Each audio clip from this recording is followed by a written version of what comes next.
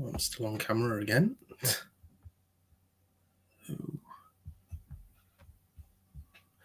Hey everyone, welcome back to another video. So I'm on camera again because I'm still trying to figure a lot of stuff out on here.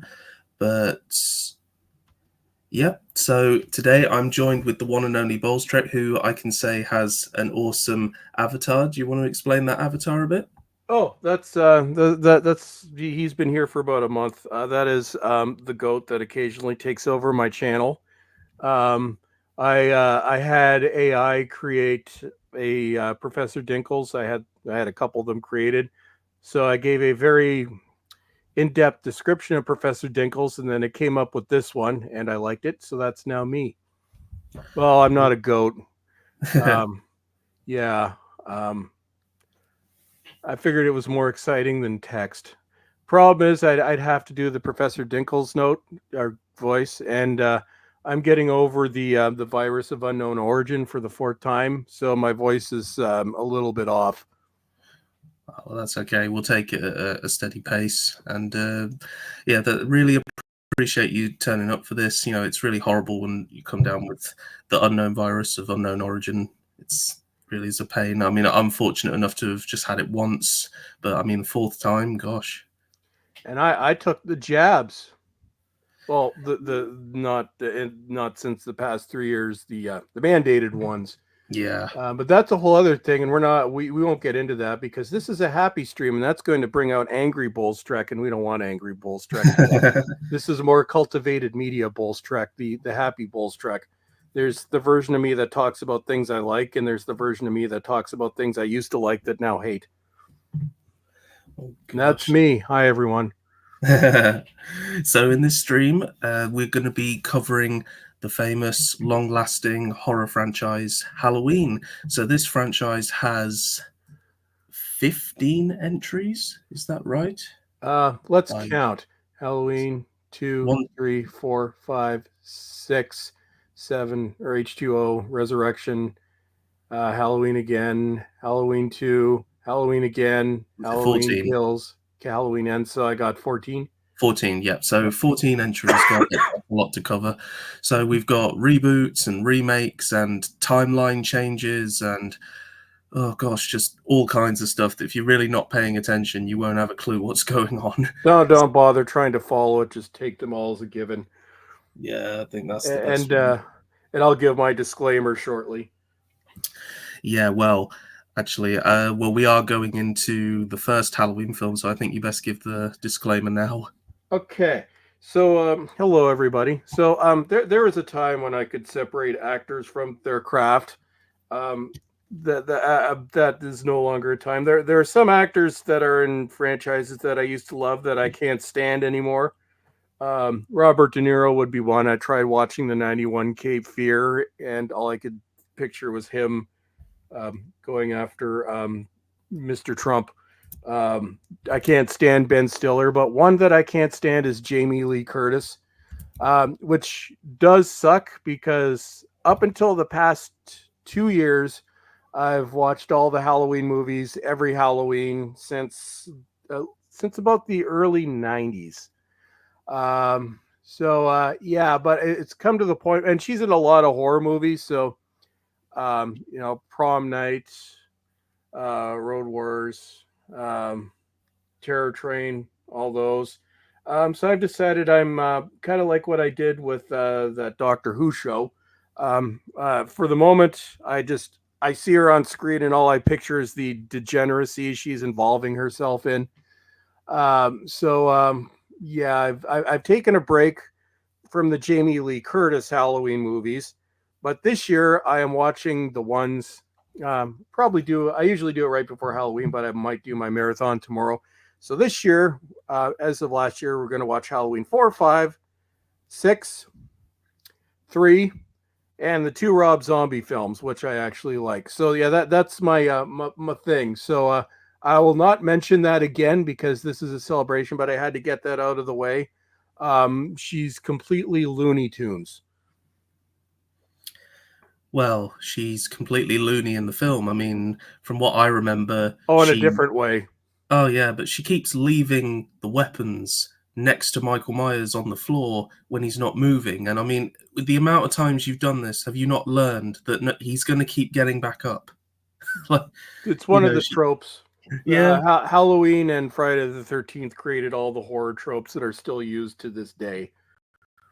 yeah. For me personally, and this might be heresy for some, but I have that has kind of made the films a bit difficult to watch at times because in the modern context, with there now being such a rich and vibrant and quite plentiful amount of horror films, these films really do feel like the tropes that we're so used to today. Whereas, I mean, watching them back when they were released, I'm sure they'd have been something new, something fresh, but it can make them a bit difficult to watch at times. When you see the characters behaving so stupidly, I mean, I personally think the Friday films are more comedies than anything else. They're just so ridiculous. It depends on how you watch them. As everybody knows, I'm a horror fan first. I used to be a horror fan and a fan of certain science fiction shows, but they all pooped themselves. So now I'm mainly just a horror fan. But no, there are very few things that actually scare me. Like something like Threads, that scares the crap out of me. It's like one of maybe 5 movies I actually find terrifying. Um, but no, it's I love the craft of old horror movies. I like pre CGI horror. I'm not as big a fan of the CGI fest that we have now. But you have to accept the tropes, and then as soon as you accept them, you realize they're going to happen. Like for me, one thing that I can't stand is when a dog is injured on film. But I've Yeah, made an exception for horror because it's usually so over the top, and it's usually you can tell it's like a puppet. It's I can't deal with that in dramas or anything serious, but horror, it's I love the craft, and you could tell there is so much heart that goes into these, and also we must give a shout out to John Carpenter, director of the first one, um, co-writer of the second one, and did the score for all the original ones. So, yes.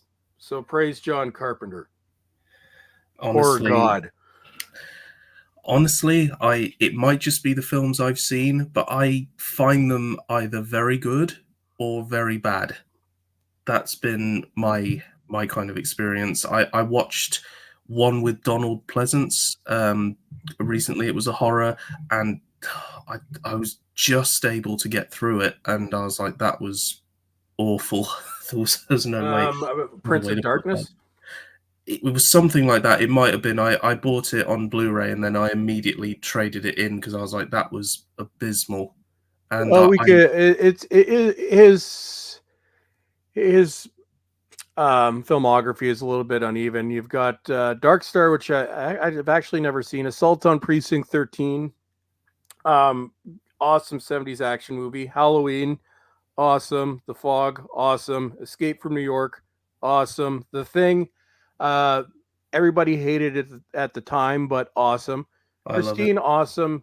Starman, uh, kind of out of a little bit out there. Also, it's he was some people love it, some people hate it. Big Trouble Little China is completely nuts.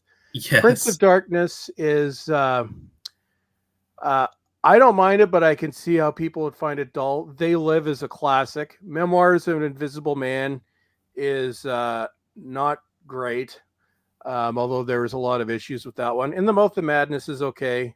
Uh, Village of the Damned, Christopher Reeve's final movie, but uh, okay. Escape from LA, not that great, not as good as, not anywhere near on the same level as Escape from New York. Vampires, I'll give it a pass. Ghosts of Mars is terrible. And The Ward, which is the last one he directed in 2010, I've heard mixed things about. To this date, I've never seen that one. But his scores are awesome. You can always tell when it's a John Carpenter movie. It's filmed a certain way, and the score. And yeah, all his movies, even up to the 90s and Ghosts of Mars, have a specific look to them. It's almost like kind of like, how would I describe it? Almost like a glossy sheen, something like that. But Yeah, you can always tell it's a John Carpenter film. I find lighting has a big thing to do Yeah, with it. that's sort of where I was going with his movies they're bright, but not distractingly bright. Mm. I'd say one of Halloween's biggest I'd say compliments is how well it's lit. You know, Yeah, you have that that's sort of Carpenter's staple. black light almost, and which gives the mask a whole new dimension that, you know, if you were to see it out in the daylight, you probably wouldn't see all of that detail. And I know that the fella who made the mask, his name is escaping me at the moment. I should have written all this stuff down. But he argued with many people at conventions, you know, all these people add shadowing and shading when actually the mask was very blank and it was all done with lighting. And, you know, it's just gives it a whole new feel, and that was something I picked up on massively when I rewatched it. The first one I watched the day before yesterday, and last night I watched Halloween 2, and yeah, you can see in both those films just that wonderful lighting. Some of my favorites being when he emerges from a dark room and you just slowly see the mask come more and more into the light. It's so well done, and you know, you don't see stuff like that in modern films anymore. You know, it's so simple, but it's so well thought out. Well, it's kind of funny with Halloween too. It's there's been debates as to how much involvement Carpenter had with that one because he directed the first one, did not direct the second one. Although you can tell that he was giving a lot of pointers to Rick Rosenthal, the actual director of Halloween 2, because in many ways it does have that look to it, where the other ones don't. Um, Although Halloween 3 is my personal favorite, and I like what Tommy Lee Wallace did with that one. But yeah, there's the Halloween, the first one, and then probably by influence the second one have that very distinctive Carpenter look to them. Mm. I've never understood Carpenter's dislike for the second one. You know, from me watching it, I think it is the perfect sequel, and I understand why many people consider it the only sequel to the original. Um, it is a different movie, and the original idea, Carpenter's original vision for the Halloween franchise has a bit to do with that too. For those of you that don't know, it was originally supposed to be a series of anthology films that take place on Halloween. So think of it, it's like American Horror Story, where each movie is a completely different story, just takes place on Halloween. But Halloween 1 had been so successful that the studio um, decided that they wanted to not go with the anthology thing. They wanted to make a sequel to the first Halloween, which went against Carpenter's entire vision for the film. So that put a bad taste in his mouth from the beginning. Mm. Although they did do that with Halloween 3, they went back to the anthology idea, and unfortunately, it didn't do very well financially. So they end up bringing back Michael Myers. But I can kind of see. It would have been interesting to see what would have happened had this been an anthology series. Given how just I think Halloween 3 is one of the best horror movies ever made, because Michael Myers, the impact does diminish as the films go through. Uh, there was a little bit of that, but obviously he was involved. Like he wrote the script for it, and he did come around. And I think the compromise originally was going to be okay. So the first Halloween story is going to be, we'll do it a two. So we'll change it. We'll do the first one as a two-part. It will still be Michael Myers. He wasn't going to direct it. He was going to do other things at the time. By 81, he was he had just finished The Fog when they started this, and he was well into Escape from New York when Halloween 2 was being directed anyway. So they said, okay, he'll write the script to continue it. And then they just brought the sort of the law of diminishing returns as we get past Halloween 3 comes into it as well. But that was it. But you know, he wrote the story. You know, it has the John Carpenter score. which is a staple of 80s horror.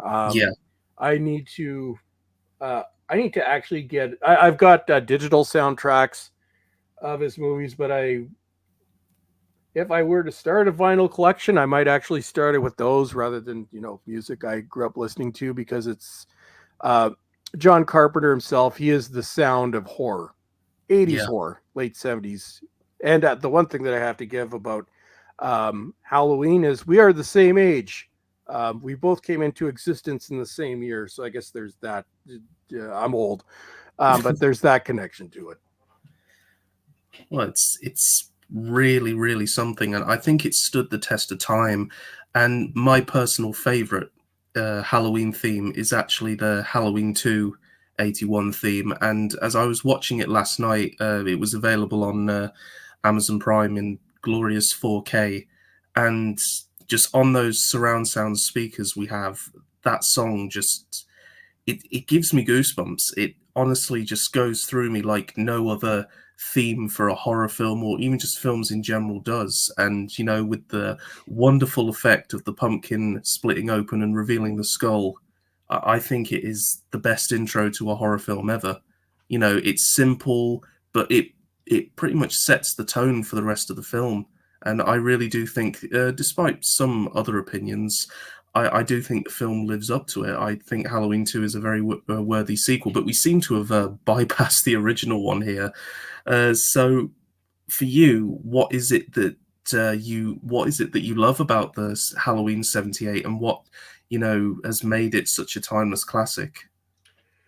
I think for horror fans, this is there's some movies that are almost like the horror Bible. You have the movies that started everything: Texas Chainsaw Massacre, Black Christmas, Friday the 13th, and Halloween, the first movie. And this, in many ways, this is considered the template, more so than Black Christmas, for the modern, or what was at the time modern, 80s slasher.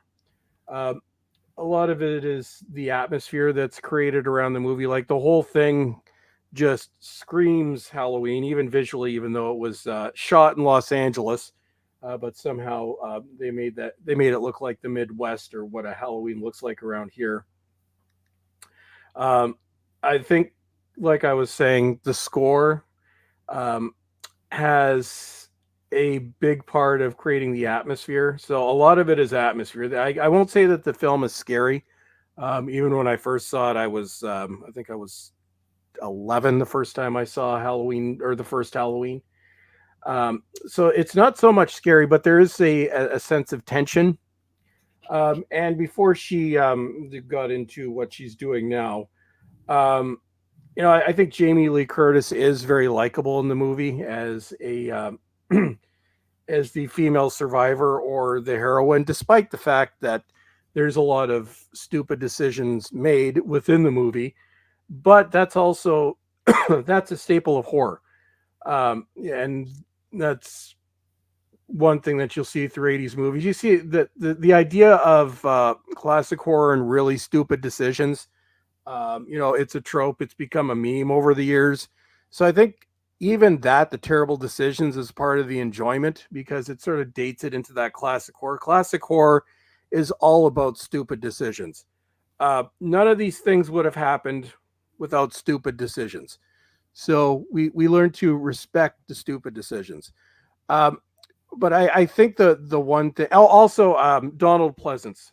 We have to give a shout out to the great late Donald Pleasance, one of my favorite actors, a staple of so many horror movies. Um, I think Donald Pleasance also creates this movie, and that's why later on don't really have a major problem with it largely being the Donald Pleasance Mike Myers story. So I think he elevates it to a whole new level as well. So I think it's a mixture of the atmosphere, um, just the the legendary status of this film, and having sort of largely created the template for um, 80s horror, just building on what Black Christmas gave us back in 1974, so 4 years later.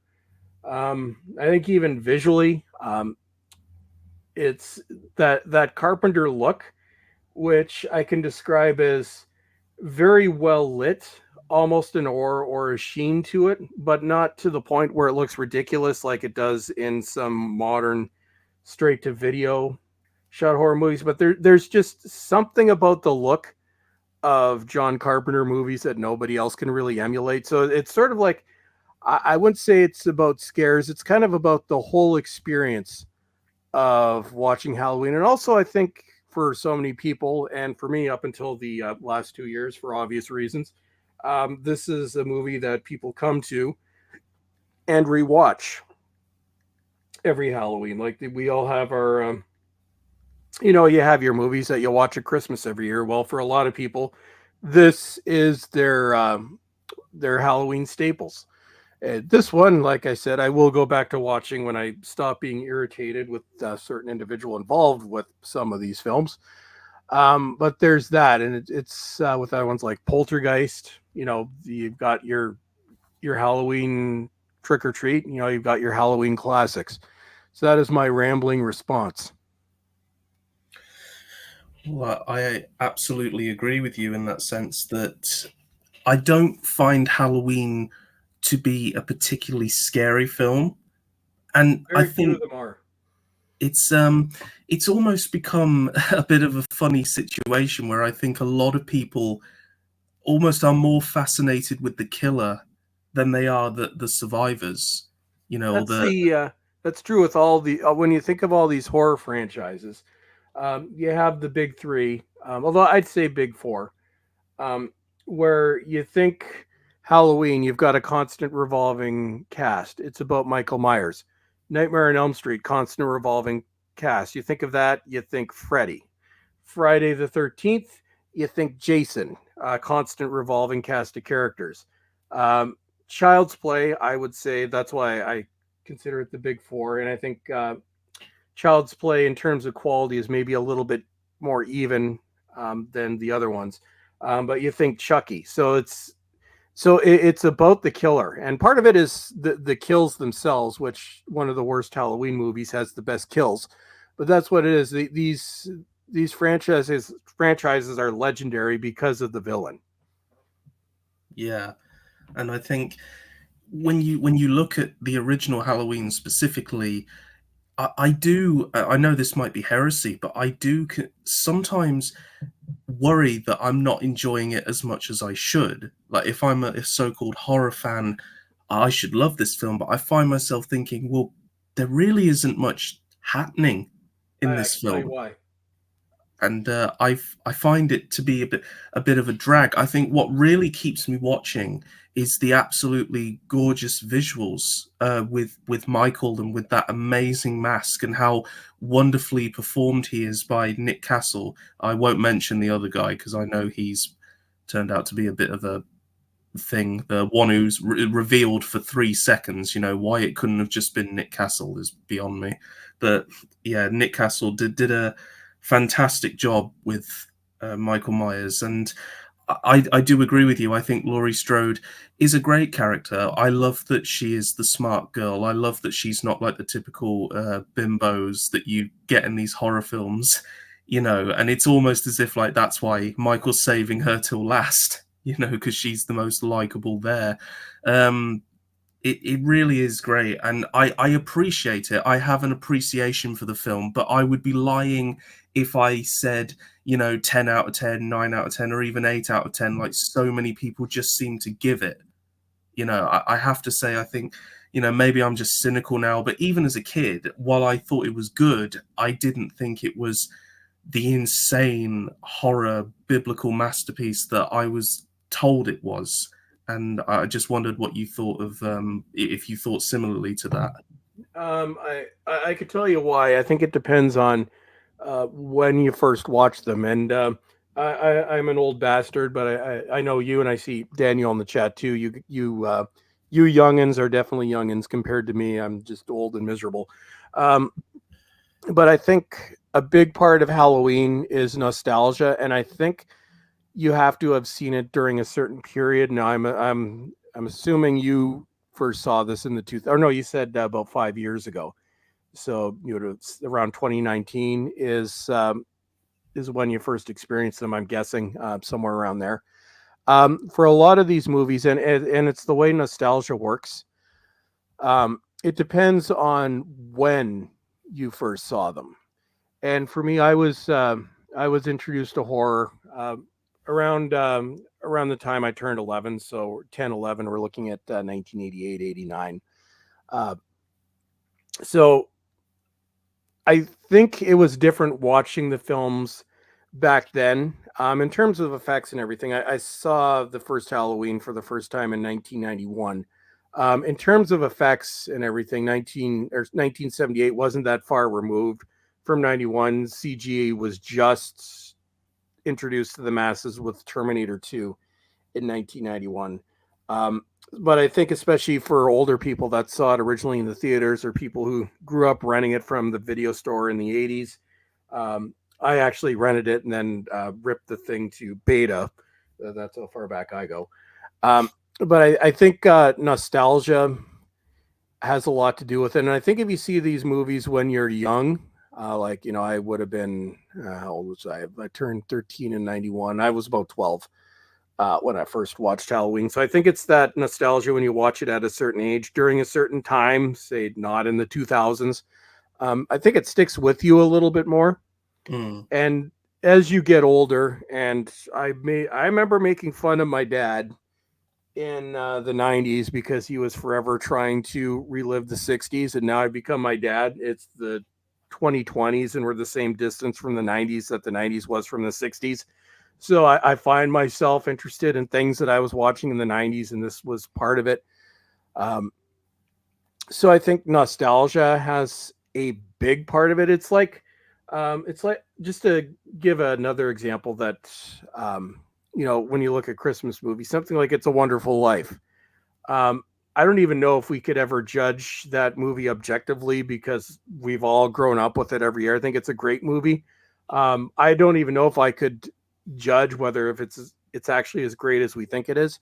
But I think that's with Halloween. I think there's so much nostalgia wrapped into that. I watch it now and it brings me right back to when I was 12, 13 when I first saw the movie. So I think that is a part of it.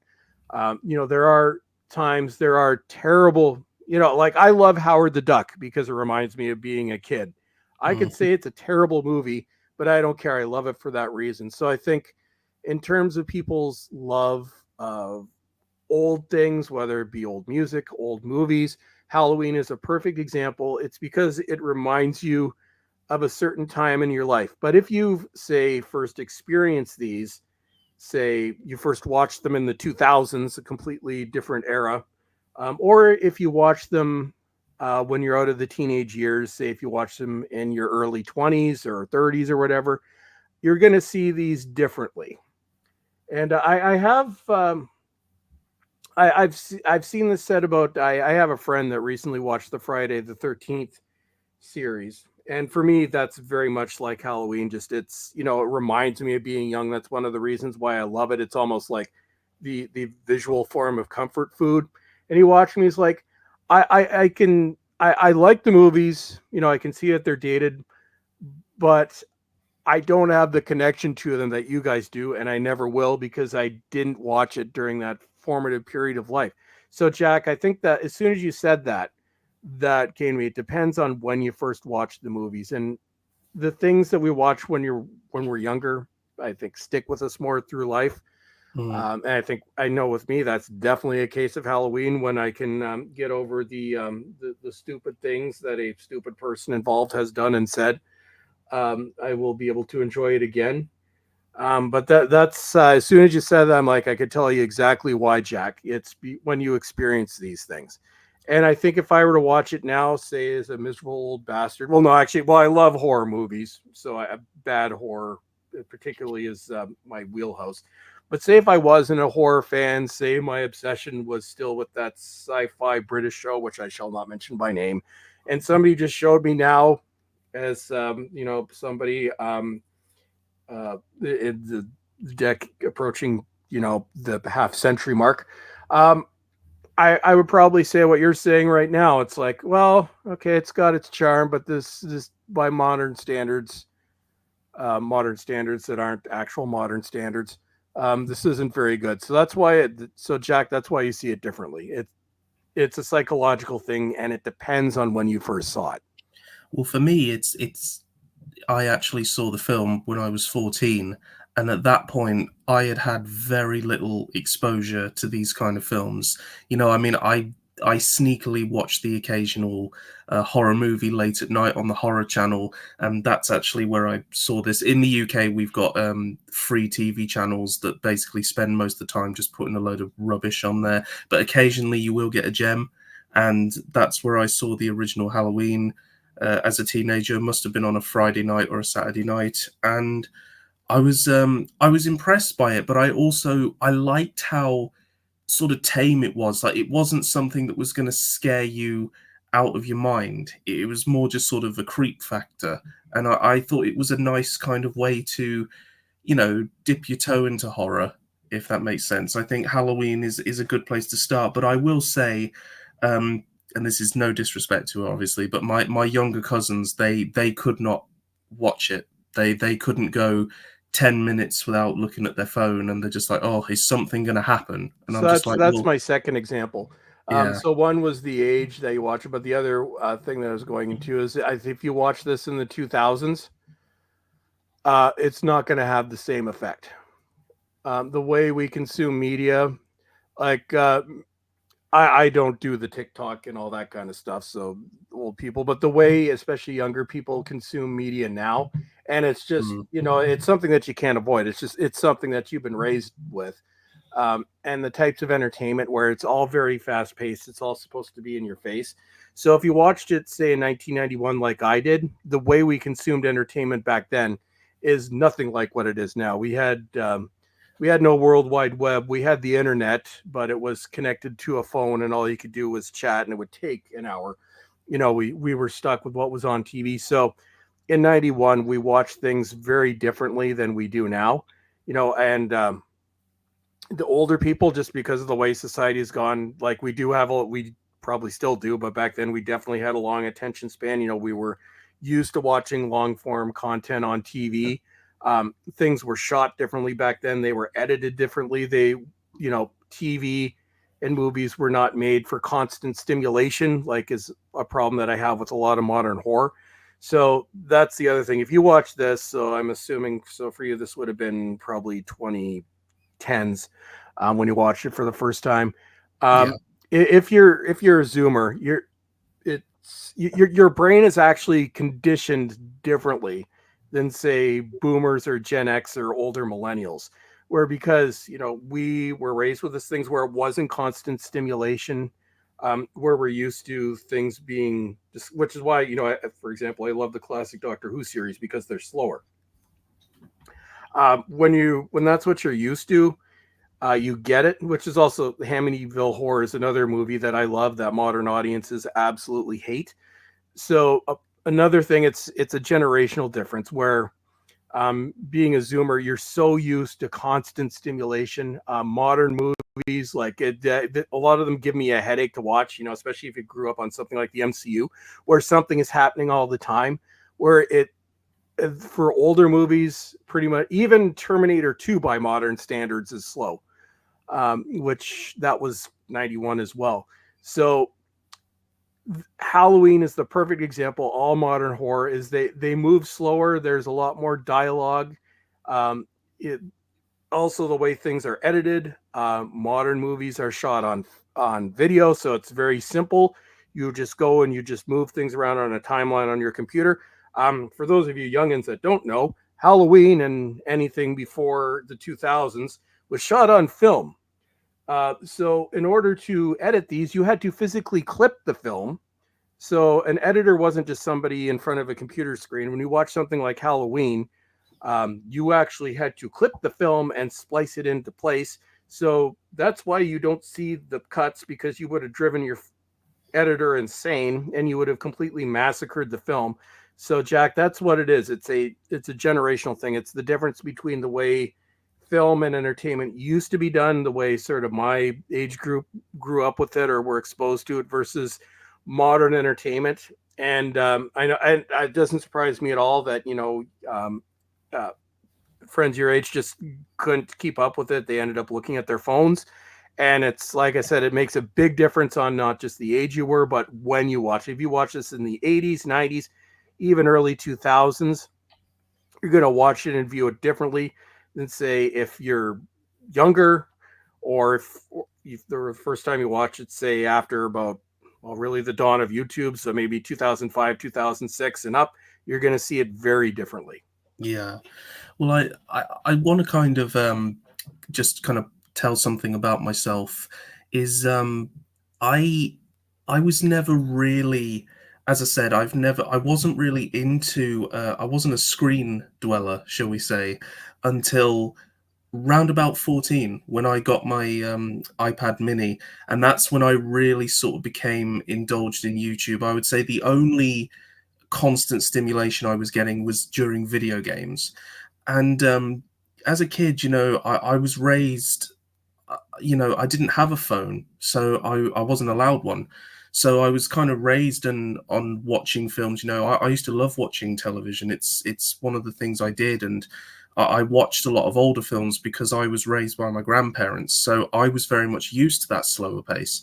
And right up into my late teens, I think I handled it pretty well. I think I actually loved putting the screen down and going into something that was a bit slower and a bit more relaxed. It's one of the reasons I enjoyed classic Doctor Who so much. But something I've noticed is it has been, I would say, with the past 4 or 5 years, that definitely since that unknown thing happened worldwide, The thing that that has I have. yeah, that has kind of changed. I've noticed that my attention has become a lot more difficult, and to the point where I'd be watching a film and towards the end, even though I'm enjoying it, I'd be like, "Oh, can this just be over? I want to do something else." And that really is a shame. I'm really annoyed that that's happened because I always had an appreciation for slower paced things, and there are many MCU films that I can't stand because it's just a load of stuff happening on the screen. There's Yep. nothing really going on. There's no story to it, and I often like to find a happy medium between the two. And the Terminator films are some of my favorite films of all time. Even the Terminator, most recent one. I no, should no, say the most recent two. no, I haven't seen. Okay, I adore the first one. I adore the second one. The third one, it's meh. The fourth one is an underrated gem. I quite enjoy it. At least it did something different. The fifth one is a bit of fun, providing that you don't actually think about anything. And I am not going to watch the sixth one. I refuse to. I've seen enough YouTube videos on it. I'm not going to watch it. Oh, I It's just, did. it's stupid. It shouldn't exist. They're still And mad I'm at me over my videos too. They tried to claim a bunch of them. Side note. Yeah. Oh, I watched them and I was like, that was enough for me to decide. I was like, no. Well, I'm not holding out too much hope for James Cameron's return either. So it's a shame because I love Terminator. I need to check out that Netflix anime series and see if that's any good. I haven't heard anyone talking about it. Oh, just a sec, Jack. I'm just gonna go refill my tea so my voice doesn't go. I'll be right back. Yeah, no problem at all. So while Chris does that, it's great to see you, those of you in the chat, and Sadaku24. Great to have you here, man. Love to keep the comments going. So yeah, trying to get the old podcast channel up and going. I know it's still early days yet, but hopefully things will go well. So let me know in the comments, like for the Halloween films that you have seen, like which one's your favorite, which one sticks out to you. I know for me at the moment it's Halloween 2, which seems to be heresy in some circles, but yeah, Hey, really, I'm really back. enjoyed that one last night. Okay, so Oh yeah, and Jack, I was telling. Here's my little trick to focusing on it. So one of the best, because I found not, to a certain extent, I found myself getting extracted or distracted. The best thing I did was get rid of social media other than my two Twitter accounts, which you notice I don't use all the time. mm, Um, but yeah, I got rid of Facebook because Facebook is a toxic nightmare. But now what I do, because I want to watch my movies the way I want to watch them, so um, I take my phone and it goes over on a shelf. It's depend. I've got a Samsung. You can set it for a privacy mode, so I can set it for certain things like my parents' family, things like that can get a hold of me in case something serious happens. Mm. But I do not respond to text. And I've told everybody that. I'm like, if you text me in the evening, I may not get to you the next day because I don't like being attached to my phone.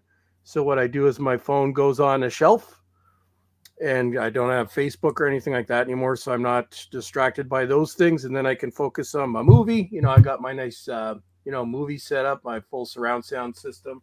And we turn the lights off, and me and Sky, the world's happiest Labrador Retriever, we'll just hang out and watch our movie. And that's how I got into it, or sort of got back into it. The phone is, if you put the phone away on a shelf where you actually have to get up and look at it, you're not going to look at it.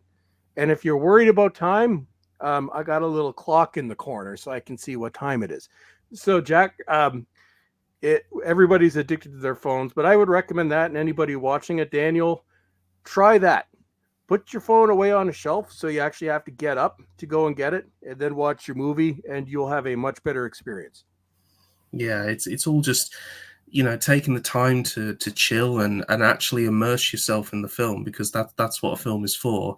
And I've always preferred that personally than these, quick fixes that you could get on YouTube. It's just, unfortunately, I think I have become basically, I've moved out of my parents, and as you know, and I've moved to a new place, and I think I'm still very much a little, I know it sounds silly, but I'm very much a little scared. So I'm trying to keep in my own world as much as I can.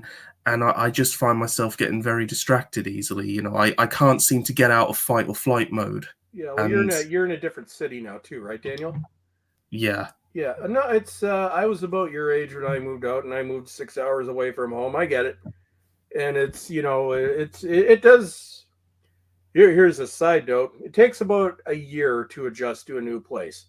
I find after you've been through a full year, it does start to help, and then as time goes by, it gets easier. But yeah, it's different for people. But yeah, I remember that too when I first moved to it was London, Ontario, when I was how old was I? 22. So a little bit younger, I think, than you are now. But no, I remember what it was like. That's normal. But yeah. it's a nice distraction too, where you have those things that you love, so it sort of grounds you to where you came from. Oh, absolutely. And it's so great to have all this cool stuff, in my room, and the things I love. And that's what's great is I think I almost feel like that's been lost with the younger generations. Like, you don't see many people buying like proper action figures of the things they love anymore. And a question I was going to ask to you, because you mentioned how, you know, Halloween is, it depends on where you watched it. So those of you from like the 70s, 80s, 90s, you got so much more immersed in it. But with the attention span of future generations, if we keep going the way we are, do you think that these franchises will survive? Do you think people will even bother to go back and watch the origins of where they came from, or will they just go for a dulled down version, like the crap we get now? I think it's it's pretty bleak. There are some younger generation folks that do like watching the classic horror, but they're by far the minority. Um, the same thing with physical media. It's old people like me that keep this stuff alive. And I think when we exit this earth, which is still luckily many decades away, generally generationally speaking, but I think when um, it's largely when not so much Gen X, but even like older millennials after they've passed on, they're probably going to take that with them because there won't be just no, you'll have nobody left that grew up with this unless things go back to the way they were. But technology wise, we're going to a very, very bad place. Um, so I would say enjoy it while you can. I guess that's one good thing about being older. You only get to witness so much of the world go the way it is. No, technology the way it's going right now absolutely scares the crap out of me. I do not want to watch AI movies. I want to watch my old stuff. So unfortunately, I think like a lot of things, um, or like real music that isn't generated by a computer, I think a lot of this is going to go by the wayside in the next few decades. So I'm going to enjoy this stuff while I'm here and while it's still here. And Well, I've got that's like I said, I have over 5,000 Blu-rays, and about half of those, a little over half, are horror. So I got a lot to keep me occupied, and I will watch them the same movies over and over again. Well, I have less and less to do with modern entertainment.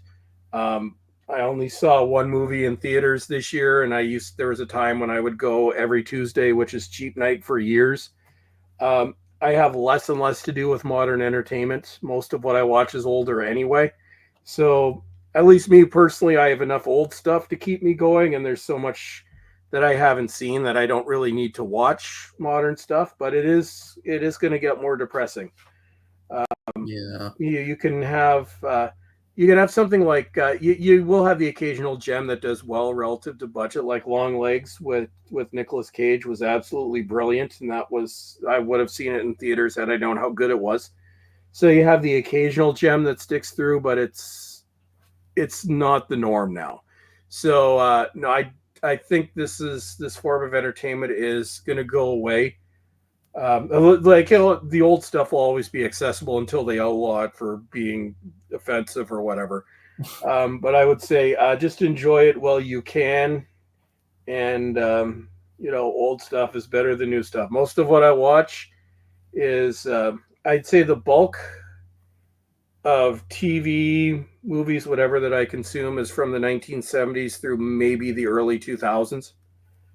Um, I'd say 80s and 90s is sort of where I spend most of my time. So it's we've got it. But the good thing is, Jack, there's if you like Halloween, there were thousands of horror movies made in the 70s and 80s. Like a lot of it was low budget that you've never heard of before. Um, so there's so much out there that's awesome. So I would say focus less on what's coming out because it's going to be terrible and there's nothing we could do about it. But there's just so much out there from previous decades that's just awesome. So that's what I would tell people: just seek out old stuff. Yeah, it is a shame because I don't know if I've told you or anybody, but it's my dream to kind of make my own story and hopefully make a film one Do it. day. You And need independent cinema. it's difficult though because my characters would be animated, so it was my dream to kind of pitch this idea that I had for a family of rabbits in a world where it's just animals and there'd be all this. Obviously, I don't want to give away my idea on stream, but it just makes me wonder if by the time I get my chance, will we just be in something unrecognizable to because I feel like I really need to put something out there, and it's not me fighting back against anything you said, but I think for me maybe it's just because I was out of the circle or I wasn't down with it, but I very much feel like I was born in the wrong generation because when I grew up with, I fell in love with films and TV. The TV show the sci-fi show that you don't want to talk about being one, Well, um, yeah. which led to Terminator, and that led to Alien and Predator,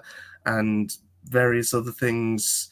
And I suppose whether it's because of the spectrum I'm on, that one that I don't want to go too much into, but I became very obsessed. I was what you'd call a geeky fan or whatever. Well, You know? that's normal. That's to be honest, I was like that in the '90s.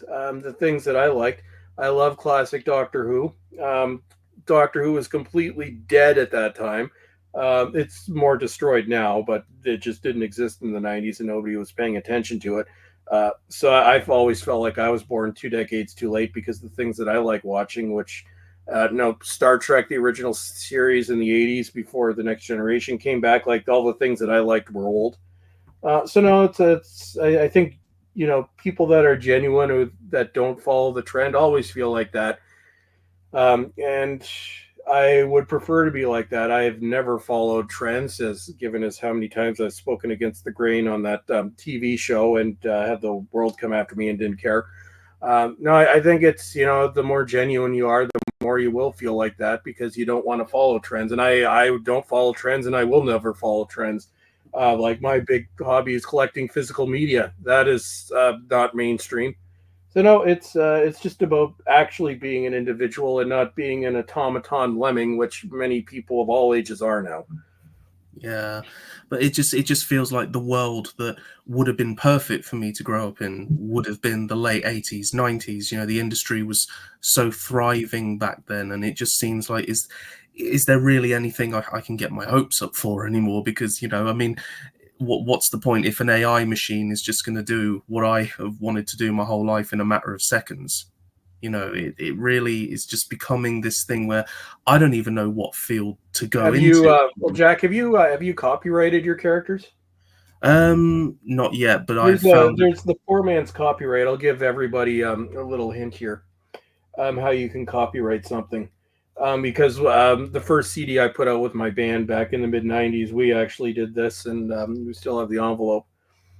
So take take drawings, pictures, whatever you have of your characters, put them in a sealed envelope, and mail it to yourself. That way, it's registered with, well, in your case, the UK government, your Royal Mail Service, or whatever it is they call it over there now. We did it with Canada Post. So basically, as soon as you send that, it has to be sealed. It goes in a safe deposit box. You never touch this thing, Mm, but you seal it. So pictures, whatever. Like with us, we what my band did, we included a copy of our CD. I wrote the music, so I actually put in sheet music for all the songs, um, and things like that. And we mailed it to this day, like this, almost 30 years later. We still have it, and it's still sealed, although that band hasn't existed in decades. So you take all your cartoon characters, put them in an envelope, have it registered, send it through the mail service, keep it, put it in a safety deposit box, and then if somebody at a later time tries to steal your material or copyright, you could say, "No, I have this. It will be stamped a certain date. This is registered with the UK government. I owned it at this time, same as us. It was registered with Canada Post, the Canadian government, in 1996.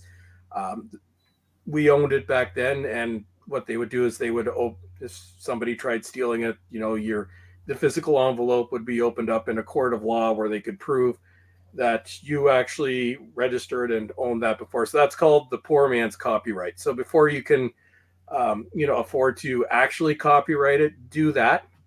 I get on that right away.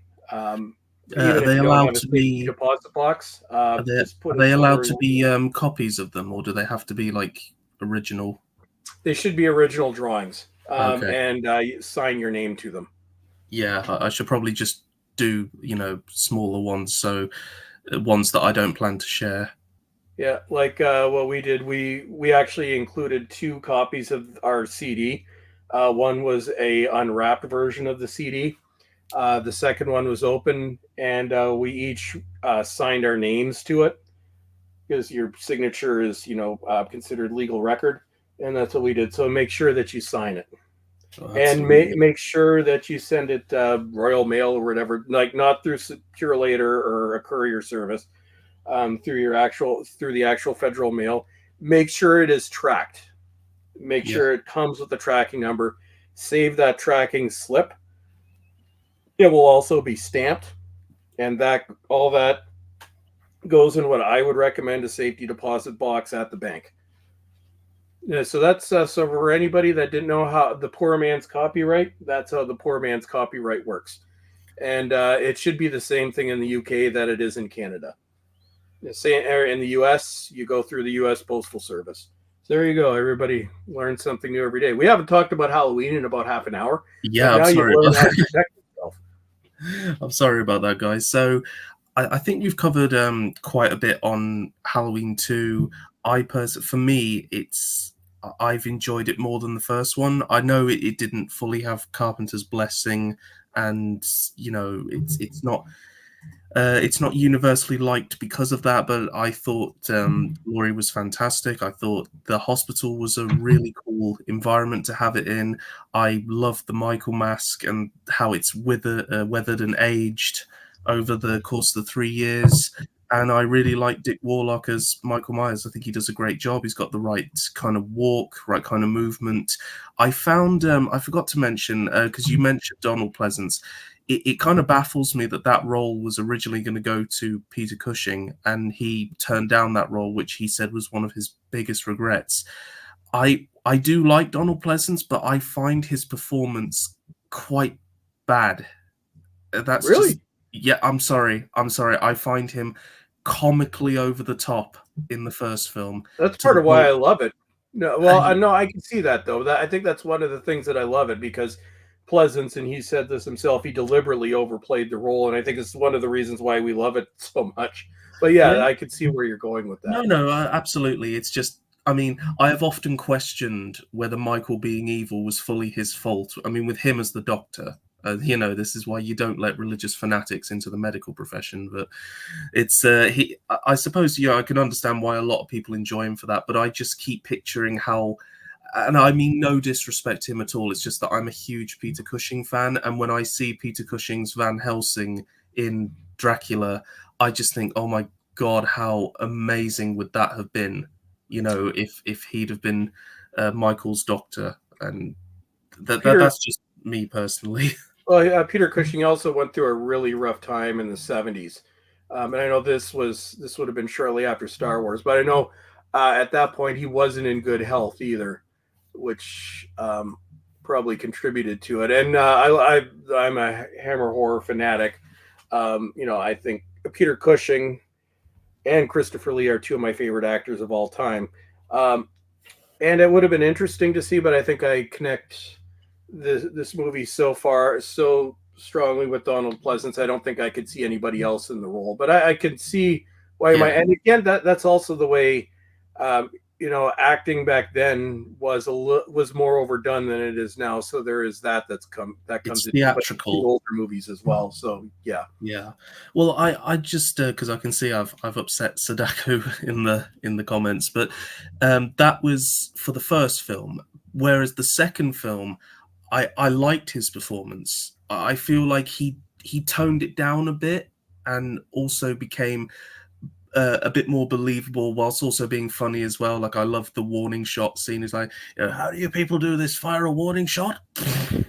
That got him to turn around then. So I really, I do like him, and obviously I understand that if they had gone with Cushing, we wouldn't have had as many appearances because I believe he passed away before Donald Pleasance did. Because I think Donald went on to the sixth Halloween film, right?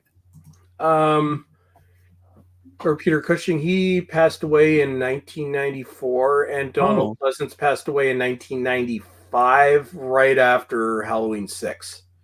oh, right. Oh, okay. He was pretty much dying as they were filming Halloween 6. Oh my gosh. Props to him for coming back into it.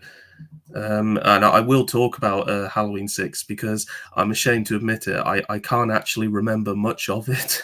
Well, I've some of these we can gloss over a little bit. I think Halloween Yeah, 3 is important. It's not the Michael Myers story, but it is the most Halloween horror movie that's ever been released, and one of the best horror movies ever made, in my opinion.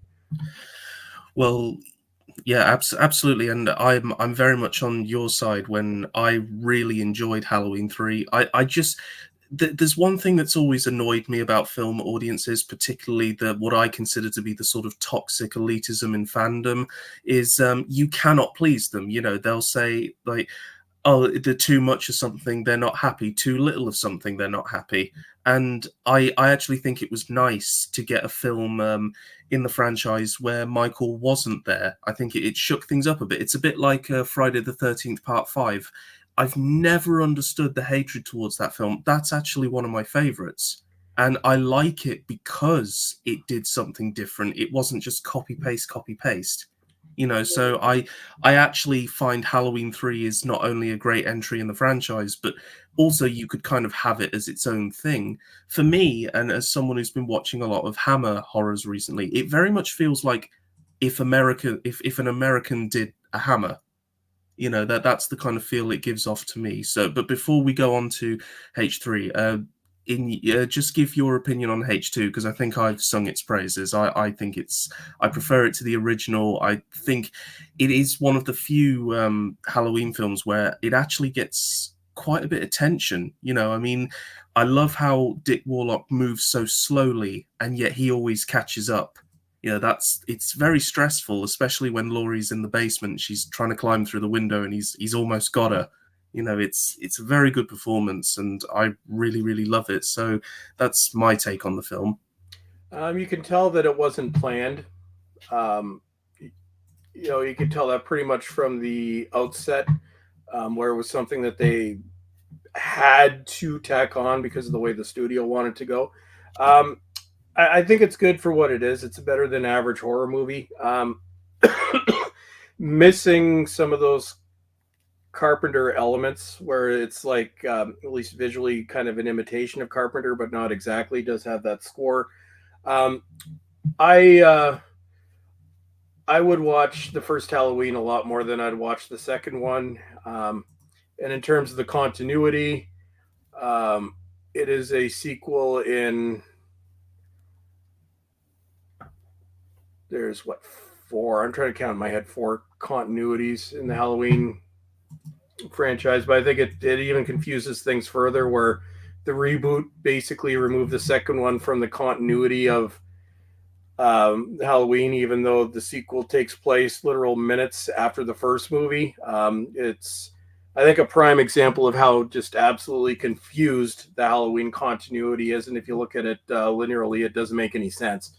I would say it's an okay sequel, but it's probably the lesser movie.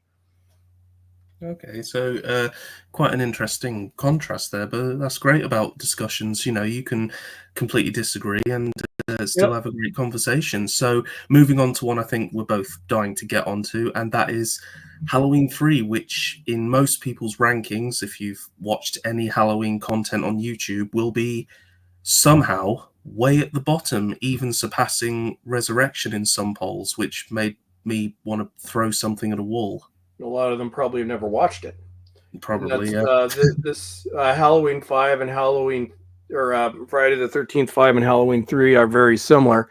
When it goes against expectations, I think Friday the 13th, part of the problem was the fourth one was supposed to be the final Friday the 13th movie. It's in the title.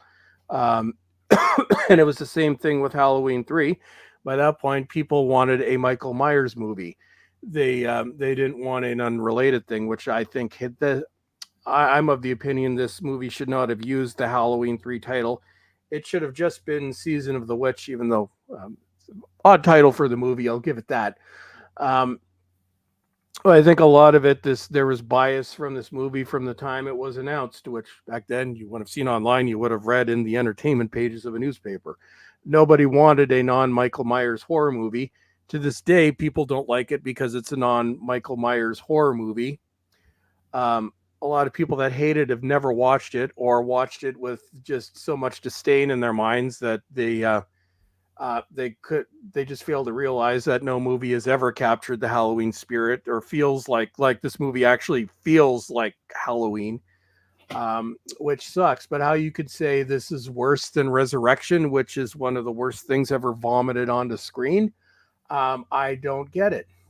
Um, I think revisit and I had and this one I actually saw much later than the other ones too. I remember I skipped by this one and went right from Halloween 3 to 4.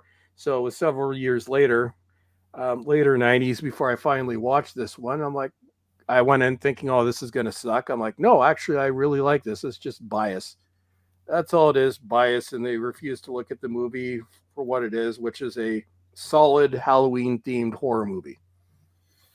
I think it's brilliant. I like its campness. I like the over the topness of the scenario, and it's just a fun film to watch. And I think it will be what I'm watching tonight, coincidentally enough, because I am marathoning the films in time for Halloween. Oh, yeah, So, October 30th. I watch this every year on Devil's Night.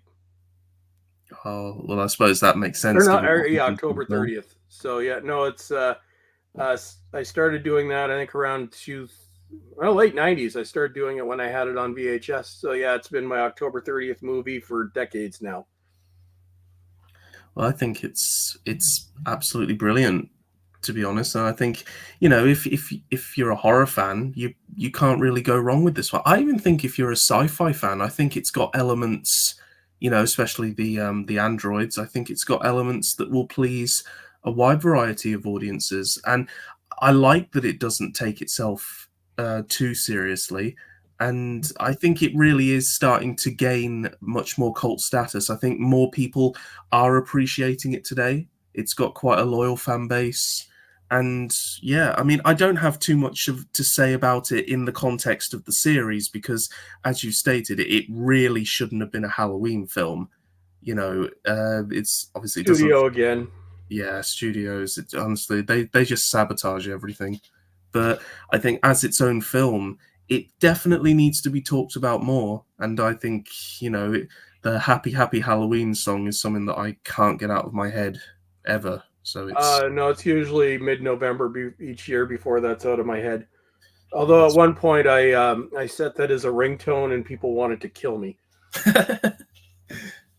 Oh God. It's just But well, he also and Tom Atkins. I love Tom Atkins in this movie.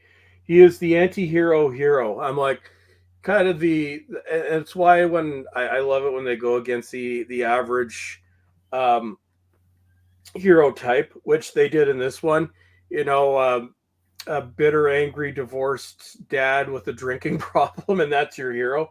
I think that's one of the things that I love about this because he's so down to earth and so not your typical uh, sort of movie hero. There's and yeah, I'd say that's one of the strongest points for me.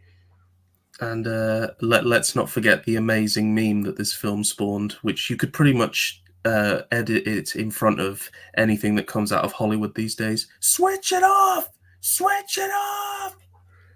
And the fact and I love that scene where normally it's something you'd say this is terrible because it goes on far too long. Yeah. But it's for some reason like I always end the movie laughing because it's funny the way they did it. I'm almost convinced it was on purpose because Yeah. it does go on too long, and it's got your typical ending and.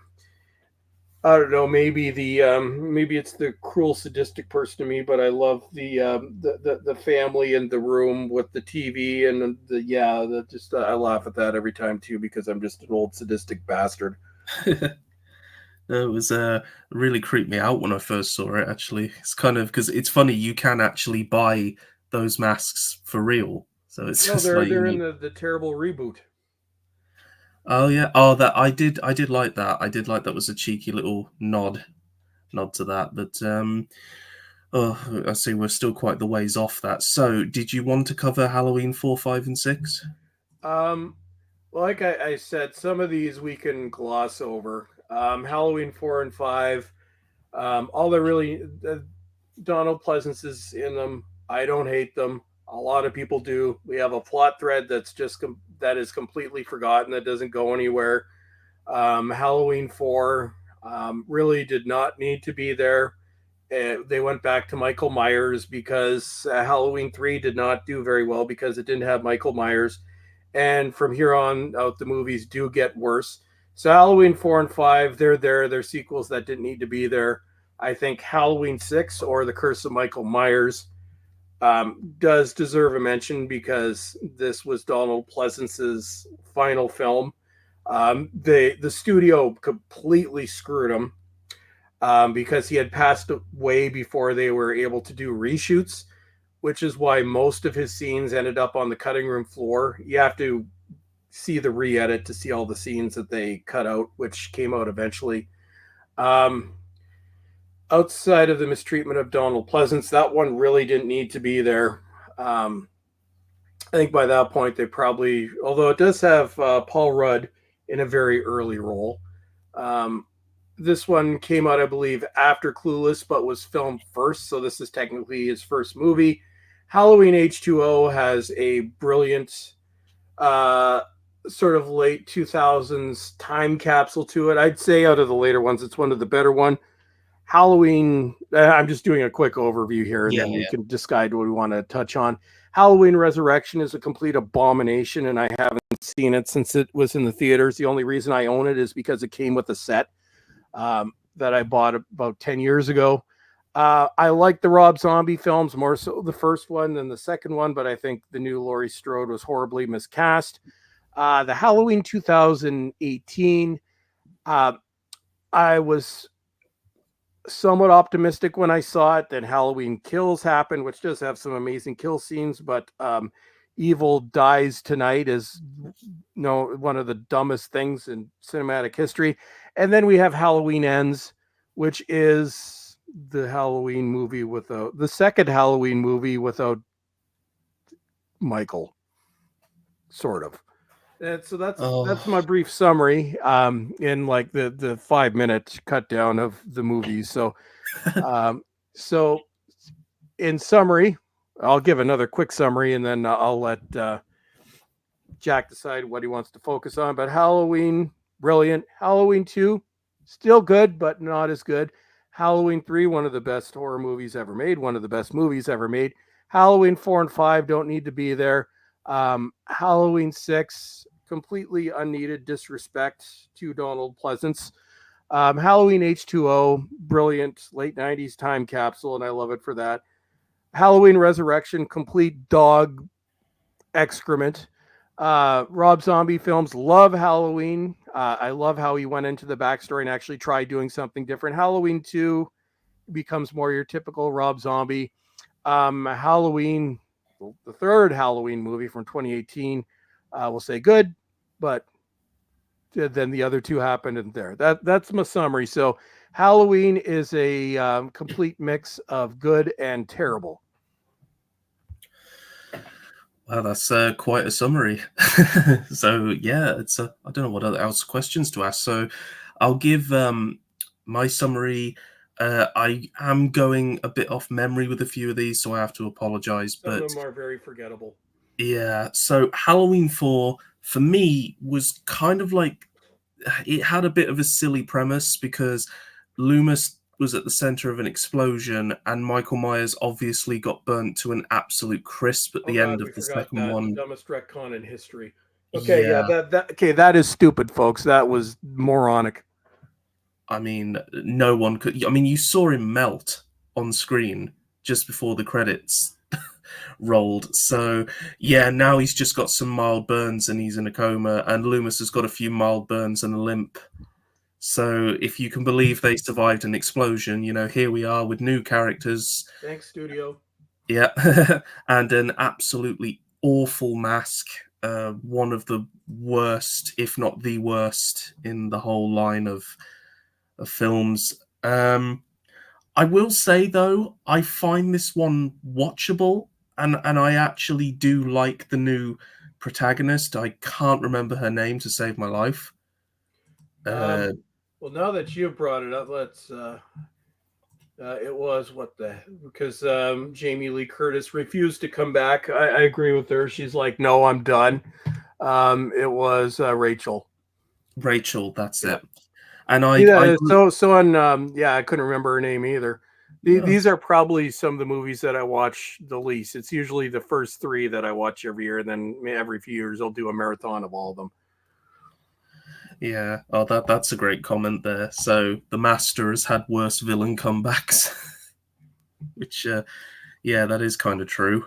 But I suppose, if, as I say, if you ignore that aspect, I think this is actually quite a solid film. I think it almost does what the first one does, but there's a bit more action in there. There's a bit more stuff going on, but I don't feel it really goes anywhere. And I think the one truly positive thing I could say about this, and Sadaku did mention it, is the brilliant cliffhanger at the end. That really shocked me to my core when I saw that, and it took me all that time to realize she's wearing the bloody clown costume.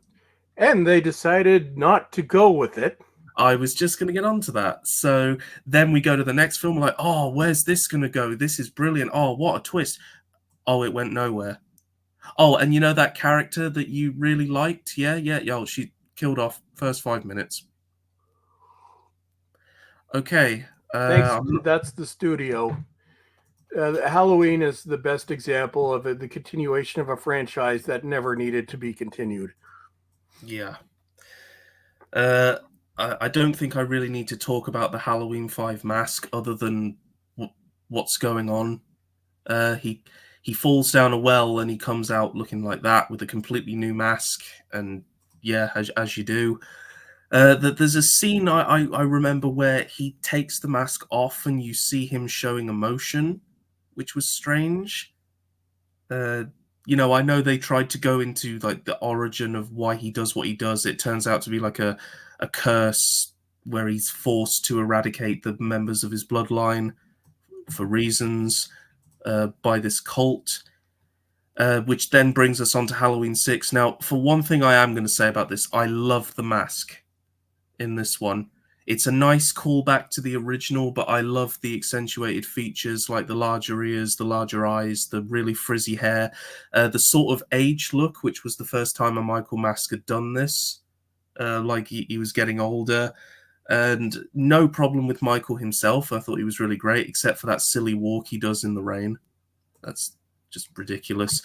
But I can't remember anything else. I remember the theatrical, like you say, complete disrespect to Donald Pleasance, but I believe in the director's cut they did fix all of that, as you said, so I'm sure that version is better. But honestly, I can't remember anything about it. It's going to be interesting, my rewatch. I haven't seen it in years. I've been waiting for a affordable um, 4K release that doesn't force me to buy it with Resurrection, and then at that point, I will see it again. Yeah. And like you say, then they did the smart thing and did a little retcon. So we got Halloween H2O. And yeah, I really like it. I think she's great. I much prefer her in this to 2018. I think she's likable. She has a son, which wouldn't be allowed now. So, of course, they switched it to a daughter, and an insufferable one at that. Um, I don't like the Halloween mask in this. I think it's far too pressed to his eyes because the sculptor didn't account for the latex shrinkage when pulling it from the mold, so it was far too tight. And of course, if you know, there's a big mask controversy behind this one. They had multiple masks. They had a ridiculous looking alien one that just had no features at all. It looked ridiculous. So they actually had to reshoot almost the entire film because of a mask. And they used a H6 mask. They had a spare one lying around. They used that in a few shots and thought people wouldn't notice.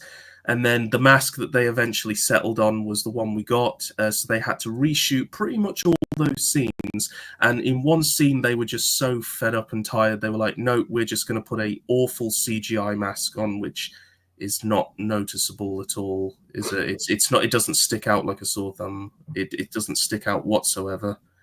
It's not a crime against films. It's no awful.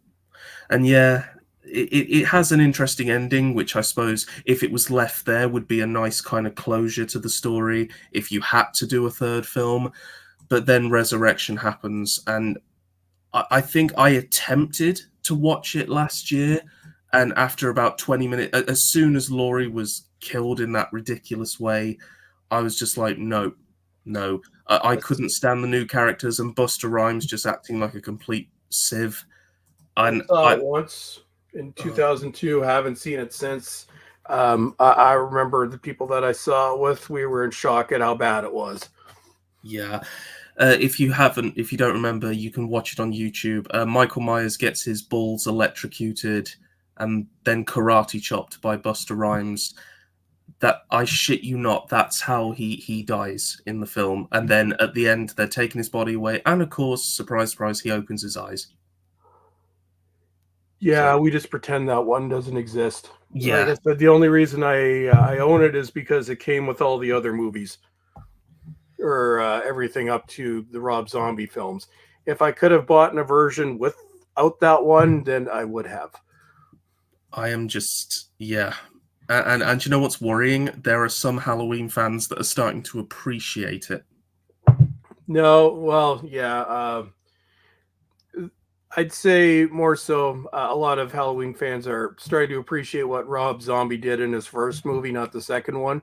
I could see that. I have concern for anybody that's trying to convince themselves that Resurrection isn't a complete stack of dog excrement. It's it's just not a Halloween film. Like, you know, I understand the Scream films have their fans, but when you try and make Halloween into Scream, it doesn't work. I just one of my favorite pieces of artwork is a picture of Michael Myers just holding Ghostface's head in a bucket of water, because I think, you know, you've got, if there was a spectrum of killers, Michael would be at the high end and Ghostface would be at the very bottom for Well, me. the early 2000s, around that period, we refer to as the second time horror died, because horror has died a couple times. It died in the early 90s until Scream brought it back.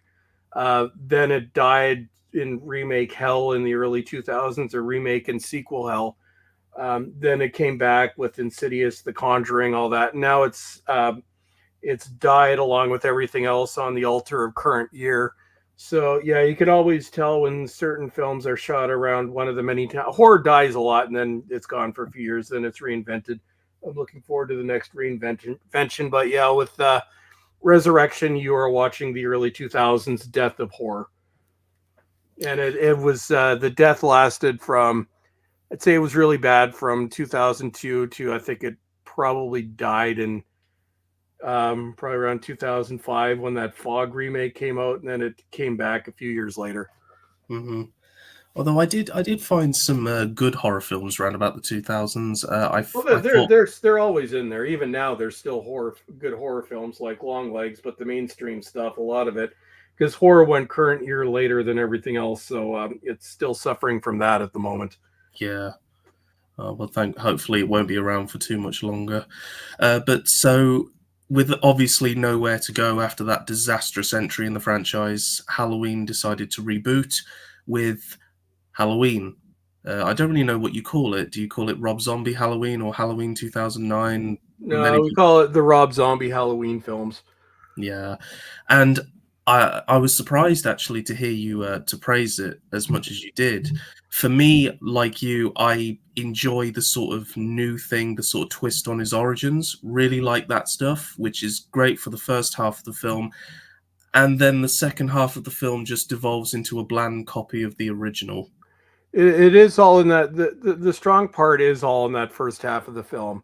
And what I like about it is, I think I love the origins of Michael Myers, told in the very unique Rob Zombie way. You can tell right away it's a Rob Zombie film. The problem I have it with is Laurie Strode is completely miscast. Um, and it's worth it to watch the first half. Yes, you could probably turn it off after that, because Lori and her friends are pretty insufferable. But no, I like the first half. But I'm also a big Rob Zombie fan, so I've got that bias too. But no, I it wasn't your typical remake. It was, we're going to try doing something different. And this film really was about Michael Myers, because we didn't really, you don't learn a lot in the original Halloween about Michael Myers. We get like a couple minutes at the beginning, whereas with Rob Zombie, it's the entire first half of the movie, which I think is worth watching. Mhm. It's just that second half that really just, you honestly, as soon as they go to current day Laurie, you can actually stop watching it. But that first half is worth watching. Oh, absolutely, and that's what I actually felt on my most recent rewatch. You know, I kind of wish it hadn't gone to the modern day thing. I mean, it was okay. I will say I love his presence. I love how big he is. I do love the mask. It's not the worst, but it's not the best. It's not as good as the original because it doesn't have that history behind it. You know, it wasn't something else before it became the Michael mask. You know, it wasn't a Shatner mask. It was specially sculpted, and yeah, it's what's always I felt has been lost with the Michael masks since the original, is they are so made they're made too perfectly. I think what made the original mask so cool was how imperfect it was, you know, and how rushed and kind of cobbled together it was. Whereas I just think they're trying too hard, and that's why I don't like the later masks as much as the earlier ones. But yeah, it's not a bad film, The Rob Zombie. I watched the uncut version, which has an absolutely disgusting, do I even say the word, one of the mental patients and the two horrible men who work there, shall we say, but I do enjoy it when Michael gets hold of them. Yeah, that's a Rob. Oh yeah, and Sadaku. What would I recommend is it's Rob Zombie's best film, House of a Thousand Corpses. Jesus Christ. Sorry, sorry, dudes. I am dying here. But no, what would I recommend as it would be my second, or what I will call my sort of second to Halloween 3 go to horror film or Halloween horror film, which is House of a Thousand Corpses. Um, it is graphic, but it is also, I'd rank it next to Halloween 3 as the best Halloween movie ever made. His films are not for everybody. They are very, very, very graphic. Um, yeah. So be warned about that. And then there's the two sequels, The Devil's Rejects and God damn it, Three from Hell. And The Munsters is terrible, but it's a guilty pleasure for me. But yeah, House of a Thousand Corpses. Yeah, I was a huge fan of the Monsters TV show, actually. So I haven't heard good things about the remake. It's a guilty pleasure, but it's terrible. Okay. Oh, might be worth checking out. 'Cause, I bet that surprises you to know that I'm a fan of the original TV show. No, I could never get into the TV show. I'm more Adam's Family. I like the darker nature of that show, where Munsters is more family friendly. But no, they're both classics. Yeah, I do really love that show. So then there's Rob Zombie's Halloween 2. Now, all I can remember about this film was it had an absolutely amazing first 20 minutes. Now, I want to for those of you in the chat, keep that in mind, 20 minutes. It might have even been a bit longer. And, it's very based on the original 1981 Halloween 2. You can see where they got the inspiration from. The mask looks gorgeous. It's all torn in places, not too much, as it would be later on in the film, and covered in blood. And he goes on an absolute massacre in the hospital. It's brilliant. It's honestly some of the best Halloween you'll get. But it all turns out to be a dream sequence, and that's when they give you the film credits. Effectively, you're already a third of the way through the film, and you've just got the bloody credits. Yeah, that was not a good decision. Yeah, I just couldn't believe. I was sat there going, wow, why are people hating this film? This is brilliant. Oh. I was just, and Dr. Loomis, I really liked the actor who plays him. His name escapes me, but he's been in a lot of things I've watched recently. Very good casting choice. But he just turns into a complete Or Malcolm arsehole. McDowell. Yeah, that's just the one. But he just turns into a complete arsehole in this film. And I don't understand, and I really went off his character entirely in this film. And Michael's mask gets ripped off by a stripper. Well, that is a Rob Zombie thing. He does like his lady parts in his movies. Yeah, but it's just it gets ripped. The whole half of the face gets torn off, and Yep. you can see him underneath, which just no. I don't really know how else to put it. And then you've got the very weird visions he's having with his mom and his younger self, I think, and I don't know. I'm sorry, I don't know what was going on. I was so confused. And all I remember was he got shot up by the police, and that was the end of The that. second one's a mess. Yeah. It's more. I would say it's more Rob Zombie's first film. The second one is more your average Rob Zombie. It's not for Halloween fans. It's for Rob Zombie fans. So if you're not a Rob Zombie fan, you will hate that second film. Well, that's very much what it fell into when I saw it. I was just left confused, and it's such a shame because that hospital sequence at the start was absolutely brilliant. More of that, please. His whole idea was, you think we're going to go this way, but we're not. I'm like, Rob, you should have just gone that way. Yeah. It's Halloween 2 is probably Rob Zombie's weakest movie. Well, there you go. So that was just very unfortunate, especially when the franchise when his first film builds the way it does, just to go like that. It was such a shame. But now we fast forward 9 years, I believe, to 2007 to 2018. Yep. to Halloween 2018. And this was really so this was round about the time where Halloween was really back in the public psyche. Like everyone was talking about it. And I And the remember studio thinking, says cha-ching.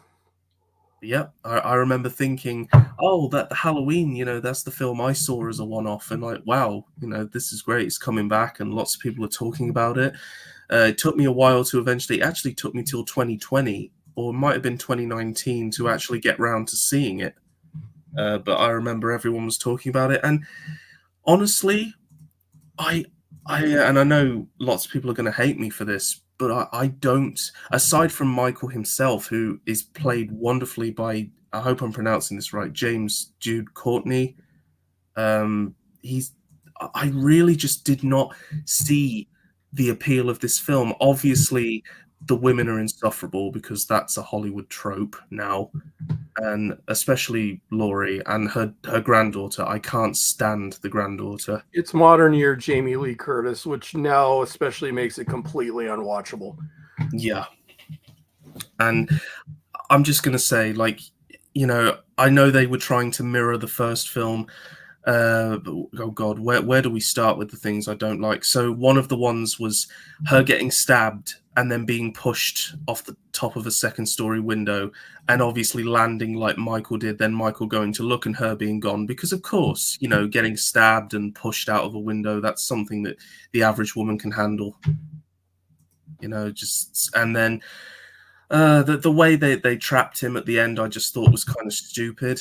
I can't picture Michael falling for that. It felt very girl bossy. I know some people would disagree, but for me, it just It felt was very girl bossy. 2018. It wasn't as this was the beginning of it, but also if you go back into, I did a video on this in 2018.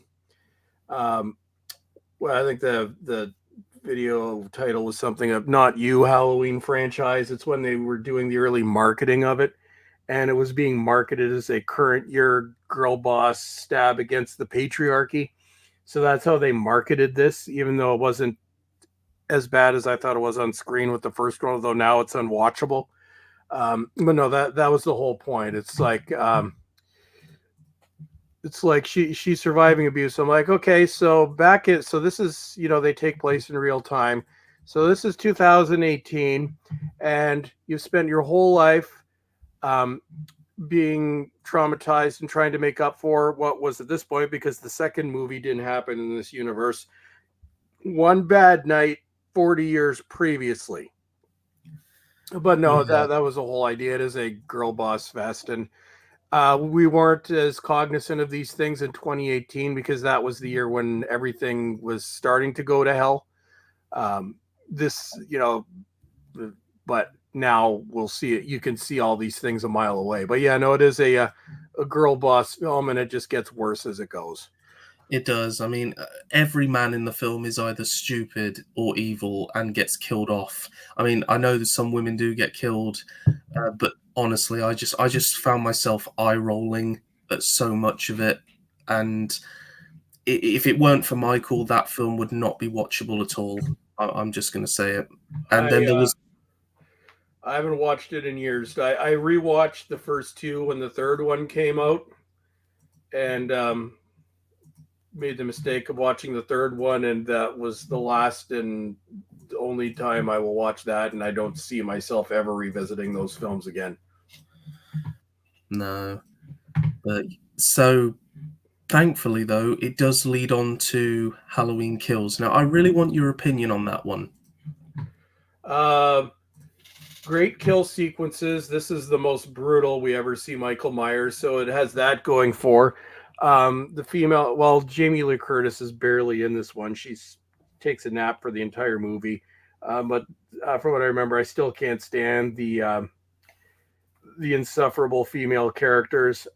Halloween or Evil Dies Tonight is one of the dumbest lines repeated over and over again in a horror film. So I will say great kill sequences, but the rest of it not worth it. And there's Michael Myers.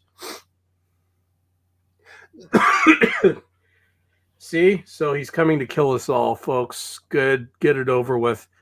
It's a contrast. You have Michael Myers and an angry goat. I think I've got a slight defect on my left eye. It just doesn't seem the right shape. I'll have to try and fix that. But yeah, so this film is a strange one for me because I absolutely loved it when I first saw it in 2021. I actually watched it with Problem Being. We watched it together. I thought Michael was just an unstoppable force, and I really love that. I Michael love is this. great. It's the rest of the plots and the whole Evil Dies Tonight and hospital subplot is Yeah, absolutely ludicrous. I'm like, yeah, you have stupid things in horror movies, and that was just like, go away. yeah. I must admit when I recently watched it, not that long ago, I'd forgotten just how bad that was, and I was like, wow, no, that really is bad. And the Evil Dies Tonight, it's just dialogue that would be uttered by Poor children. Anthony Michael Hall. I'm like, I love the Dead Zone. I love his '80s movies, the John Hughes stuff. And sadly, he's going to be remembered for that. Yeah, and getting just. But like I say, I think Michael saves it for me. Just makes it so watchable. It's a bit of a guilty pleasure. It's one that I can just stick on when I'm in the mood for it, and just enjoy Michael being an absolute badass. I love the mask. I think the burning down the one side was a great idea. It just gives it a whole new dimension, whole new feel to it. I found the 2018 one quite bland, a bit too over detailed, but I think once you get the burn down the side of the face, it really just brings it out. And a lot of people don't like the ending, but I actually don't mind it. I quite like the sort of he's more than human, and it's like, well, we were always kind of aware of that. I mean, the dude got shot 7 times, fell out a window, then he got shot 4 times, stabbed in the heart, stabbed in his eye, stabbed in the neck, blown up, shot, and he still keeps coming. It's like you can't really argue that at this point. And I know that the 2018 did some unforgivable retcons, like making Michael no longer Laurie's brother. So, yeah, she was just a random person Well, that, that's good. We can remove it from the continuity and pretend it doesn't exist. yeah. Yay. So I really didn't like a lot of things like that. But Oh, and I got some happy news. oh yeah, I do these side notes. So Jack, I ordered me a pumpkin last night. yeah, Halloween. So we're talking about Halloween. So it's Halloween themed because I wanted to put a scary, flashy pumpkin at my front door because Halloween is my favorite day of the year, and I wanted it for the trick or treaters out front. So I bought my It's like a battery powered and it like flickers, so it's all scary stuff. It's gonna. My dog's gonna hate it. But this is how efficient Amazon is. So this was shipping out of the U.S. I'm in Canada for anybody who doesn't know. So I ordered this at like I'm just looking at the tracking information. So I ordered this just before midnight. Um, so I think we're at 11 o'clock. It made it to customs at 3 o'clock in the morning. oh my So gosh, so the Amazon. Sometimes you gotta because it was like they said the rise before Halloween. So I ordered it at like 11. It made it to customs uh, in Chicago at 3:08 or international shipping, and then it completed customs clearance in Toronto at 8:17 a.m. So that's like ordering to clearing customs in a different country in 9 hours. I just had to, so I will hopefully I'll have my pumpkin. oh That's my side note. that's cool. I bought a pumpkin that I've got downstairs. I've been keeping it down there for about a week now, but I'm gonna have to carve that at some point. I'm a bit unsure of which design I want to go for because I always tend to choose one from the Halloween films. I'm not artistic at all, so mine is a pre-made plastic pumpkin that I can use every year. but it's big. I was looking at the videos, and it's going to sit right at my window. And the tricky part is going to get Sky to not kill this pumpkin because she's not going to like it. It makes scary noises. I don't think I'm going to put the scary noises on because then I would have no more pumpkin. But yes, I'm very excited about my pumpkin and how quick it was. I'm actually kind of mind blown at how quickly this stuff made it through. They're usually not very efficient. Oh, there we go. It's like mine. It's kind of like it's a long pumpkin, so he's very tall. It makes him look creepier. Mm. That was my kind of go at the original one. That was a smaller one. Oh, so I'm afraid we're going to have to do it, Chris. We're going to have to cover the most recent one. The love story without Michael Myers. It was bad. It was terrible. They're done. The Halloween movie that isn't a Halloween movie and not in a good way like Halloween 3. Yeah. And those bastards used the credit font from Halloween 3 for this, which made me very angry, even though they were trying to go with the theme. But no, I don't want any association with Halloween 3 and this crap. I think that may have been worse than Resurrection. At least Resurrection had Michael Myers as the killer. Yeah. I just don't understand. Like, as I was just saying, I Well, think. they did in a convoluted way. I should say Halloween focused on Michael Myers as the bad guy and didn't do the swap switch, whatever the hell it was. I only watched that once. It was 2 years ago, and I don't remember much about it now because I blocked it out of my head. Other than I absolutely hated it. Yeah, I think most people share your hatred for it. As far as I can see, there are some that say, "Oh, it's an underrated masterpiece." Like, no, I don't see it personally. You know, we didn't just go through how many reboots to finally get Laurie and Michael facing off again, just for it to be It is such the a movie that cop finally out. killed the franchise. Yeah, Rob well, Zombie's second Halloween did not kill the franchise because nobody watched it, and it was a completely different universe anyway. No, that movie killed the franchise, and it's been rebooted and recycled so many times. At this point, you can't bring Halloween back again. You've turned it into a jumbled mess, and then finished it with that. it really does look that way. I mean, you do have to kind of say how many times are you going to tell the same story, before people have just had enough. Well, let's do the continuity. So continuity one is Halloween 1, 2, 4, 5, and 6. Then you have Halloween 3, which is its own continuity, so that's continuity 2. Then you have the Rob Zombie films, that's continuity 3. Then you have the fourth continuity, which is Halloween 1, 2, H2O, and Resurrection. So that's continuity 4. Then you have continuity 5, which is the original Halloween and the three most recent films. That's stupid. Yeah. No, I'm getting so sick of it, honestly. It's it's just a jumbled mess. I mean, would you be opposed to them doing it again? Yeah, Like, yes, I would. I no, they've made such a mess of this. Like the franchise is such a disaster. Say maybe if it's 20 years from now and the world has gone back to normal, maybe, and a very big maybe with an asterisk. But no, it's like the continuity of the franchise is such a mess to begin with, and it's been like you have three films that are called Halloween for Christ's sake. yeah, Like you've just confused the whole thing to hell. So no, it's I think out of all the franchises, out of the four big franchises, this is going to be the hardest one to reboot. Um, Nightmare on Elm Street, everybody has forgotten the abomination of a reboot that can come back.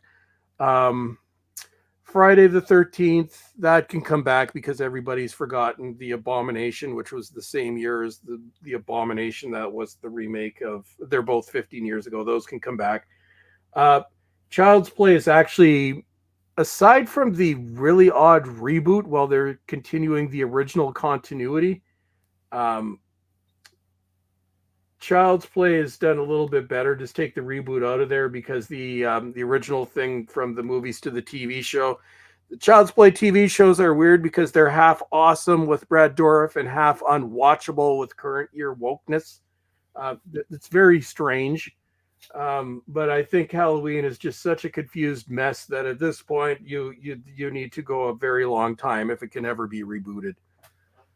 Yeah, I almost feel like you'd have to do it in a way where you don't rely on the original anymore. You would really have to start from scratch, a bit like how Rob Zombie did.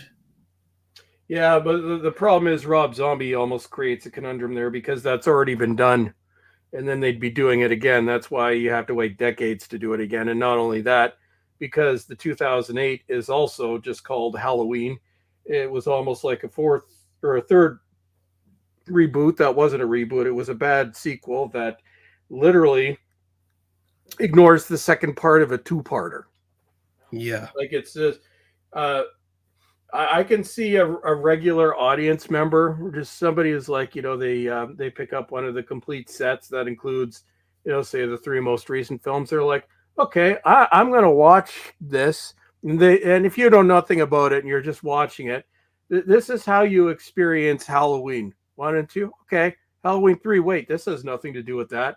Halloween 4. Okay, wait, we're back. Oh, she's dead. Okay, 4. Okay, this is underwhelming. Get past Halloween 5. Okay, what's going on here? H2O. Wait, she's alive again, but wasn't she dead? Okay, we get H2O, and then you go to Resurrection. Then you go back to the original Halloween. Oh, wait. Oh, this is a whole different Michael Myers. Now I'm really confused. Okay. Halloween 2 again. Oh, well, that's a bit of a mess. Oh, okay. Let's start the next one. Wait, Laurie Strode is alive, but the events of 2 didn't happen, and they're no longer they're no longer related. Okay, like that's what it's like for a normie, regular person to try and approach this franchise. It's mess doesn't begin to describe it. It's a convoluted, tangled nightmare. pretty much. I think you've just summed up the entire stream there. That's yeah. I mean, if you guys watching haven't seen Halloween Ends, be it on your own head if you want to go and watch that. But I think the title really does fit it quite nicely because I'm struggling to see how they could come back from that. What I would like to see maybe is Michael Myers, but done again, not a copy. See, I don't see why every remake has to be a copy of the original film. Put him in a different town, put him in a different scenario, you know, use the idea of the shape, but do something different with it. I think perhaps that way, you just start something completely new. No Laurie Strode, no Dr. Loomis, or if you are going to do a character like that, do a new one. Maybe something like that could work. Yeah, maybe, but that had to be many, many years away. Well, I've got some time and I've got some ideas. Okay.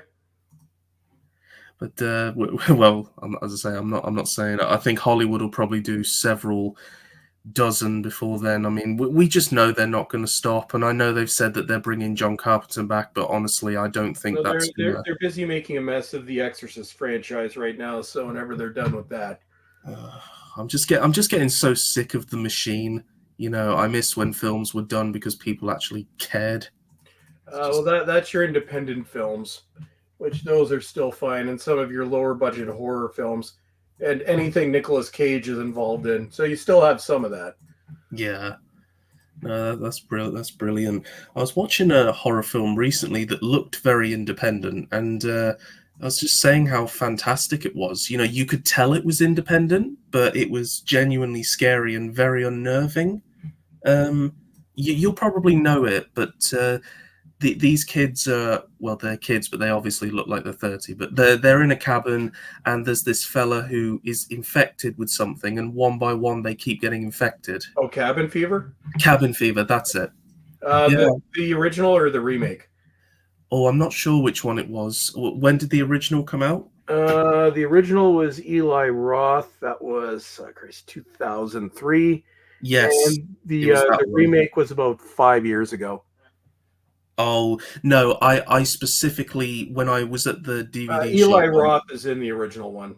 Yeah, no, I picked up that one because I noticed the dates and I was like, oh, I don't trust something that came out about that time, so I'm going to go with the one, the older one. Yeah, the remake is not very good. I watched it on streaming. Oh, that's good. But I say, yeah, horror is one of those genres where sometimes the more independent, the lower budget, the better quality you get. I find, especially practical effects. I mean, you mentioned how you're so fed up with CGI, and I personally am. I love practical effects. It's why I love the Evil Dead films, despite them actually being awful in places, if we're being honest. Well, the second one was designed to be completely over the top. The first one is just the limitations of 1979, and Army of Darkness was also designed to be Looney Tunes.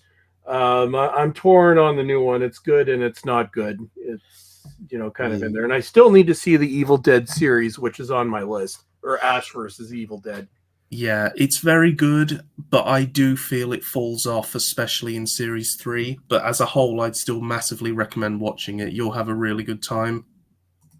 Yeah, each year I try and revisit a series. This year I'm revisiting the Child's Play series, and I'm about halfway through. Like I said, Brad Dourif as Chucky is one of the best things ever, but the current year woke kids that it surrounds is awful. So it's like I've never seen a mix quite of this, like something that is beyond awesome and a woke nightmare.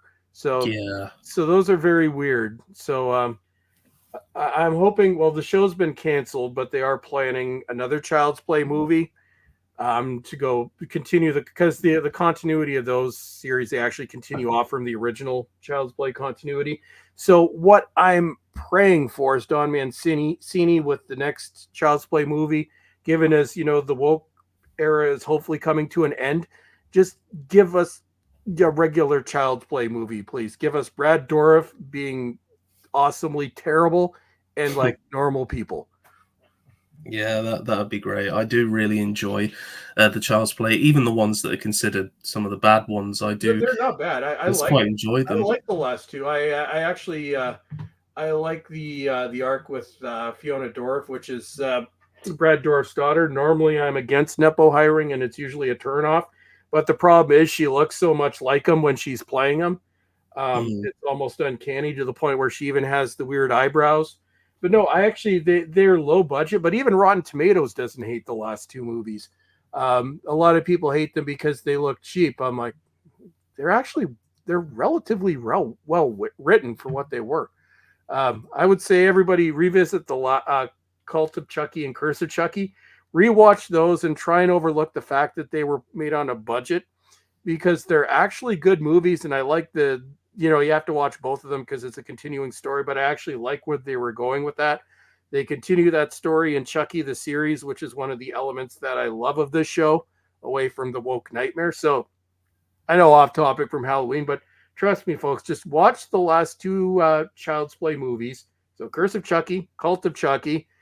Try and overlook the fact that they're done on a budget because they actually are good movies, and I will. That's a grave I will stand on. Well, yeah, definitely. So I think to wrap up and get back to the topic of Halloween, Yeah. we'll just do sort of what you would give each Halloween film out of 10, and if you could, what order would you rank them in from worst to best? Well, worst to best. I'll do my top three. Okay. It's easier to rank them because there's so many bad movies in here, and so many of them are equally bad. Yeah. Maybe I'll do my top five. Okay. So number one is Halloween 3. Number two is Halloween 1978. Number three is the first half of Halloween 2007, Rob Zombie's Halloween. Then Halloween 2. Um, then I'll probably go H2O. The rest of the franchise is unnotable. So I'll do it out of 10. Halloween gets, I'd say, 8.5 out of 10. Halloween 2, 7.5. Halloween 3, I give that a 10 out of 10 because I love that film. I think it's the perfect Halloween movie.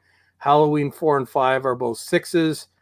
Halloween, the director's version is a 3. The director's cut is maybe a 5.56. Halloween H2O, I give that a solid 7 because it's a time capsule of the late 90s. Resurrection gets a 0 because it's garbage. Halloween Rob Zombie, the first half of that film, I would say is a 9, but because the second half is weaker, it brings it down to a 7.5. Halloween 2, we're going to give that a 4. Halloween 2018, I'm going to give that a 5 because it had potential going into it if it was just that movie. Halloween Kills, I'll give it a 4 only based on the kill scenes, and Halloween Ends is another 0. I mean, yep, can't disagree with definitely that last ranking. So I think I'm going to do the same thing. I'm going to go in film order, and I'll go best to worst because, like you say, there's so many bad ones. We'd be sat here all night, me deciding which one to put over the other. So my favorite Halloween film, and this is probably going to upset a lot of people, but I'm just going to say it. It's Halloween 2 for me. Second favorite, Halloween. Ooh, here we go. Now I'm struggling. Halloween, the original, 78. Third, Halloween 3. And to be honest, this is only at third just because I'm a huge Michael Myers fan. I do love Halloween 3. Then it would be Halloween H2O because I do really like that one. I think it gets far too much hate, and it's a nice sort of proper sequel to the first two films, in my opinion. Then Halloween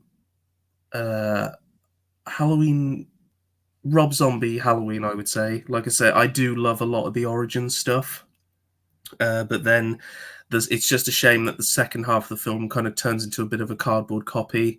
Then I would say, and I know this is going to annoy you, Halloween Kills, just because I No, the kill absolutely. scenes are good.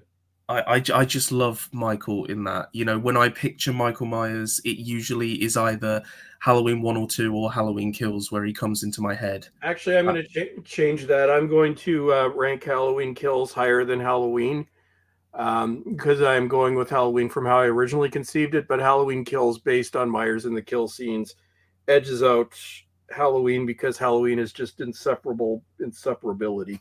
Yeah. So next for me would be Halloween 4. It's a solid enough film, but it doesn't really do anything new aside from the great cliffhanger at the end.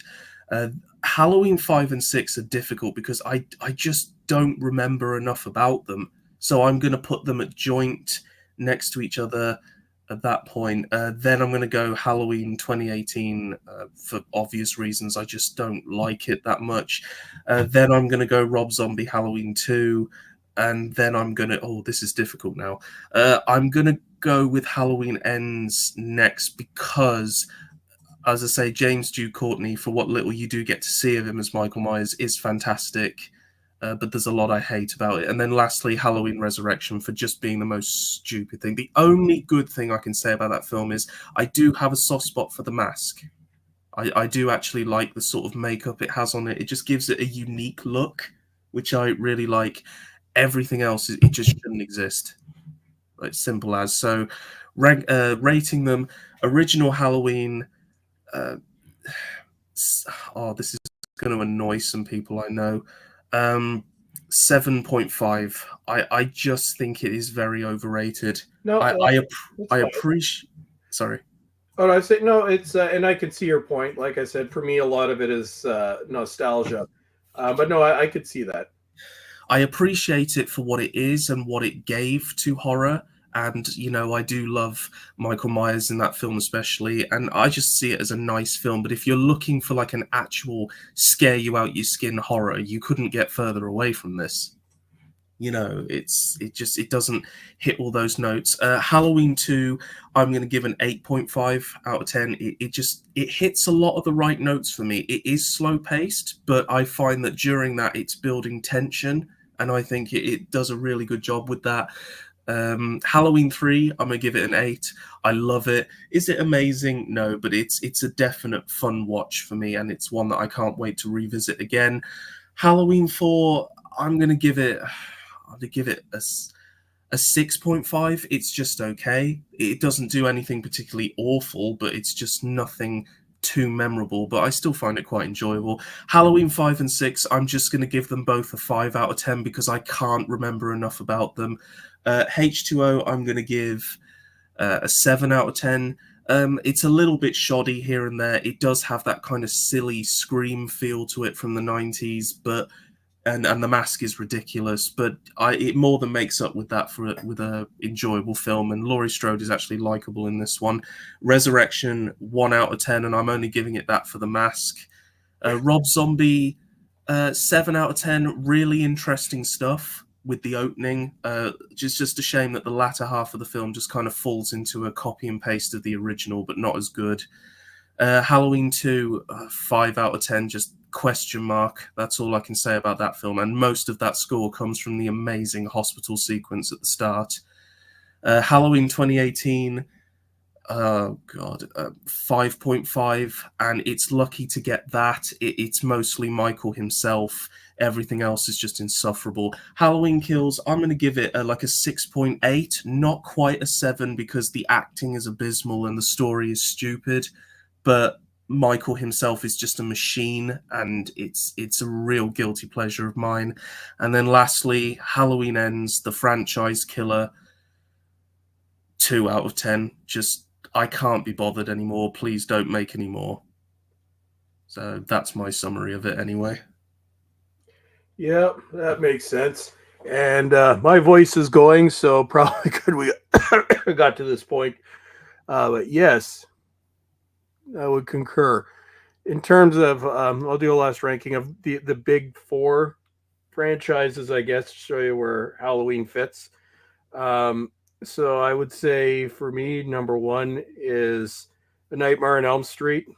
A Nightmare on Elm Street, the first one, is one of the maybe 5 horror movies I find genuinely scary. Even to this day, it's very unsettling. Number 2 would be Friday the 13th. I think it has you can't take it too seriously. Halloween comes in probably at I'd say number 3, although there are I think Halloween 3 and Chucky might be tied. Like, I like them, but the other two are stronger. They both have their great movies, but they both have their weaknesses, and they've both gone woke in a way. The Friday the 13th and A Nightmare on Elm Street haven't, mainly because there haven't been any films from either of those franchises in 15 years. God help us when they do come back.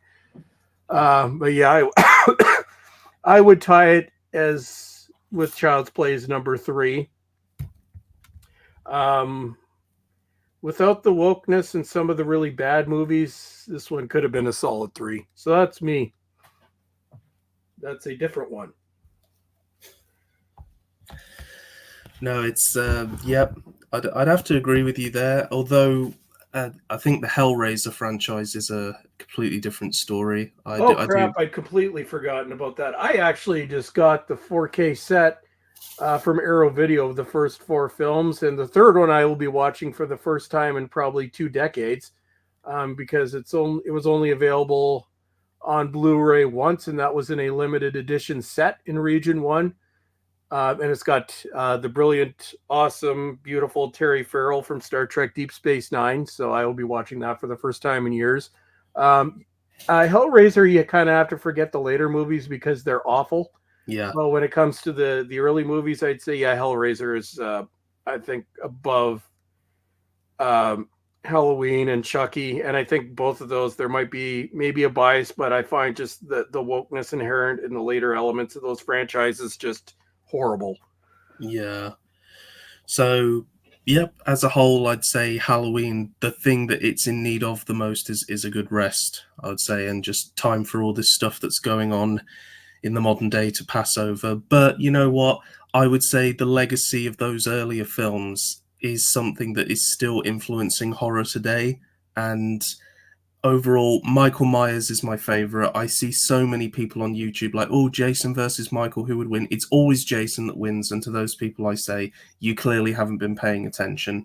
And Sadaku just, my list is getting long. Yeah, Ringu is awesome. I actually like the American Ring movies, well, mainly the first 2. The Omen is brilliant, and folks, if you haven't check out video, The Omen is like considered the most cursed movie of all time. The various things that happened while shooting that movie, you won't believe it, but it did actually happen. And there's others. I love the Critters trilogy. Wreck is a great franchise, although that's more 2000s and not in English. So yeah, there's a lot of Saw. We can't forget Saw. Yeah. I like my torture prawn. Um, so yeah, there are many franchises. I'd say the four that I mentioned are probably the big four. Ringu and the Omen probably aren't as well known as franchises. I think a lot of people know of the first Omen. I don't think a lot of them even know that there were movies after that. There were four movies in the original continuity. The fourth one was a made for TV movie. Then a not very good remake, and then the first Omen, which I watched and I completely forgot what it was about. I think it was kind of a middling movie from what I remember, and I only watched that like a few months ago. Maybe that says a lot that I complete. Either I'm getting older, it just wasn't memorable.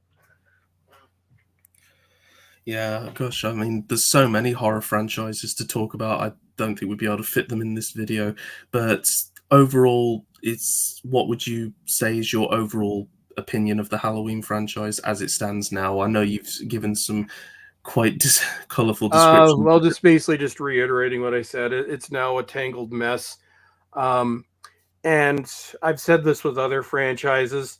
A franchise, again, to use the examples like Friday the 13th and A Nightmare on Elm Street, because we haven't seen anything from those franchises in 15 years, are easily salvageable because they did not insult their audience. They did not go woke because they haven't existed during current year.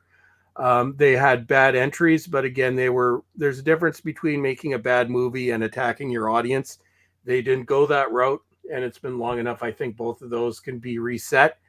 Um, Child's Play, even though it went current year, there are awesome elements to those. The series, just skip over the parts with the kids and you're fine. Um, so Child's Play could continue. I think it will go, but Halloween, it spit in the audience face in multiple ways. Not it bastardized the films, created a final movie that had very little to do with Michael Myers. It went current year. Jamie Lee Curtis, her own now, is enough to sink that entire franchise. They're insufferable. They're woke. They're terrible. They're misdirected. Um, I think Halloween fans, those three films have left such a bad taste in their mouths. Woke is very hard to come back from, Mm, like Doctor Who, Star Wars, Star Trek, Halloween, any of those franchises, really anything that's been rebooted. If something's gone woke, it's very hard to come back from. So I don't know if it can come back because it's and the disjointed mess of the continuity. So I'm fine. I want decent Friday the 13th and A Nightmare on Elm Street to come back post woke era.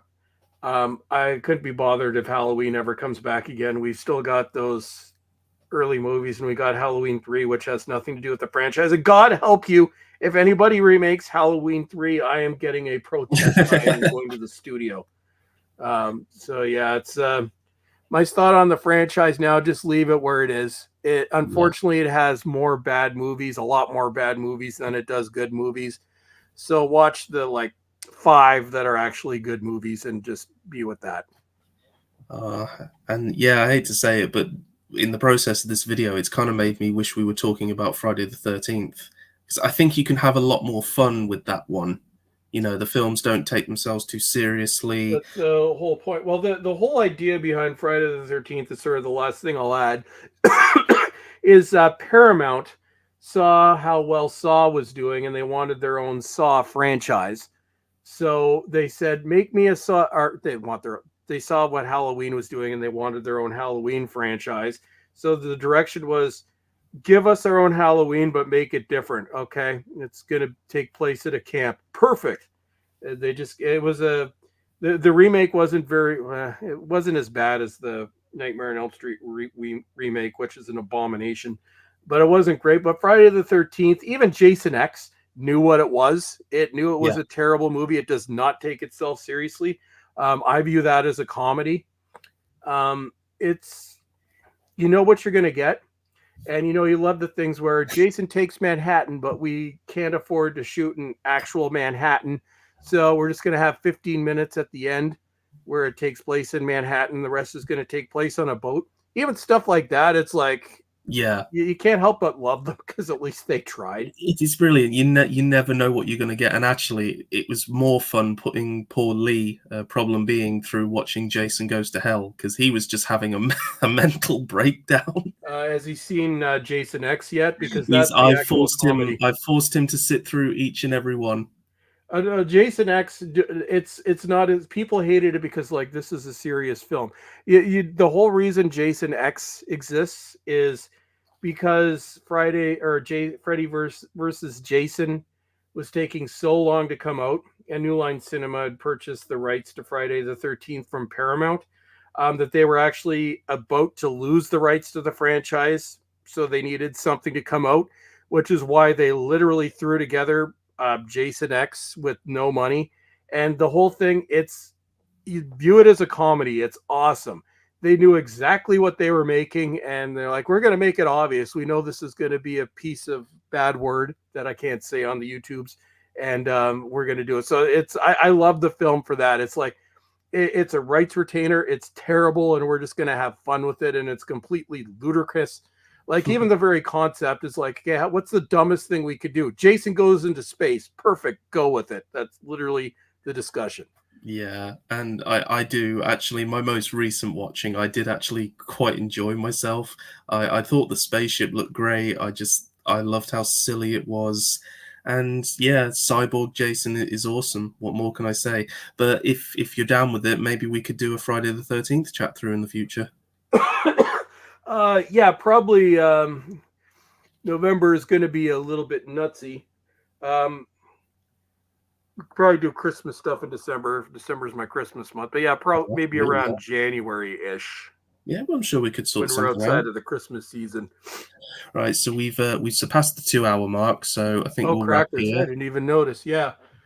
But yeah, it's been an absolute pleasure having you on. And as we know, when it comes to horror, you are obviously an expert, and Well, I'm it's just like a fan. I just know lots because I obsess about things, and it's kind of my current obsession. well, but that's Because great. I mean, my old obsession pooped itself and died. We all know what my old obsession was. yeah, I just hope that the same doesn't happen with this genre. Oh no, it has happened. It's Blumhouse has gone right off the woke deep end, but horror is different because there's lots of low budget things, and it's easy to recover, and the movies are cheap to make. So horror can afford to lose money, and the horror as a franchise has died multiple times. Um, Classic horror died in the 70s, 80s horror died in the early 90s. Scream horror died in the early, or Scream genre horror died in the early 2000s. Um, the classy back to haunted house horror was replaced by woke horror, which ended up killing horror again. So right now horror is kind of half dead, but it'll come back. It's the one franchise that can always come back. Well, So absolutely, because yeah. it's one of the longest lasting and probably one of the most entertaining. Yeah, people love getting scared. It just would be nice to see some horror films again where you actually do get scared. They seem Watch to be Long very few Legs. and far between. It's the atmosphere and Nicolas Cage's performance. I don't. I want. It's unnerving, and if you don't get completely unnerved when watching that movie, there's something wrong with you. Oh, I'll definitely check that out. I mean, I've heard good things about it. Sadly, I missed my chance to see it in the cinema, but Well, the I way you're didn't see it describing in it, cinema. I picked up the 4K, and the 4K is absolutely beautiful. If you guys have a 4K player, pick up the 4K because it's just you have to see it. Like this is a movie that creates atmosphere. I don't know necessarily if it's something that will terrify you like a slasher. It just down to the way it's shot, down to the colors used, the dialogue, the acting. It's a very unnerving movie, which is awesome, and that's where I want. It's if you've seen It Follows, which is another brilliant movie from 9 years ago. It's in that vein. It creates a sense of tension and unease, which I think works great with horror. Oh, definitely. I'll go check that out. So, say, guys, if you're looking for a horror that's actually going to be scary, definitely check that out. So, we have come to the end of our stream. Bowlestrek, thank you so much for coming on. It's been a pleasure as always. Cheers, my friend. If there's anything you'd like to plug, or your channel or your Twitter or anything like that.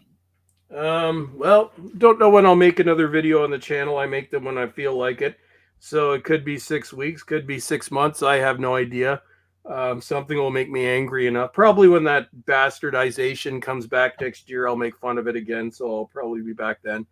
I got Cultivated Media, which is my Twitter account if you like watching, which is mainly dedicated to horror and fun things and the adventures of Sky, the world's cutest Labrador retriever.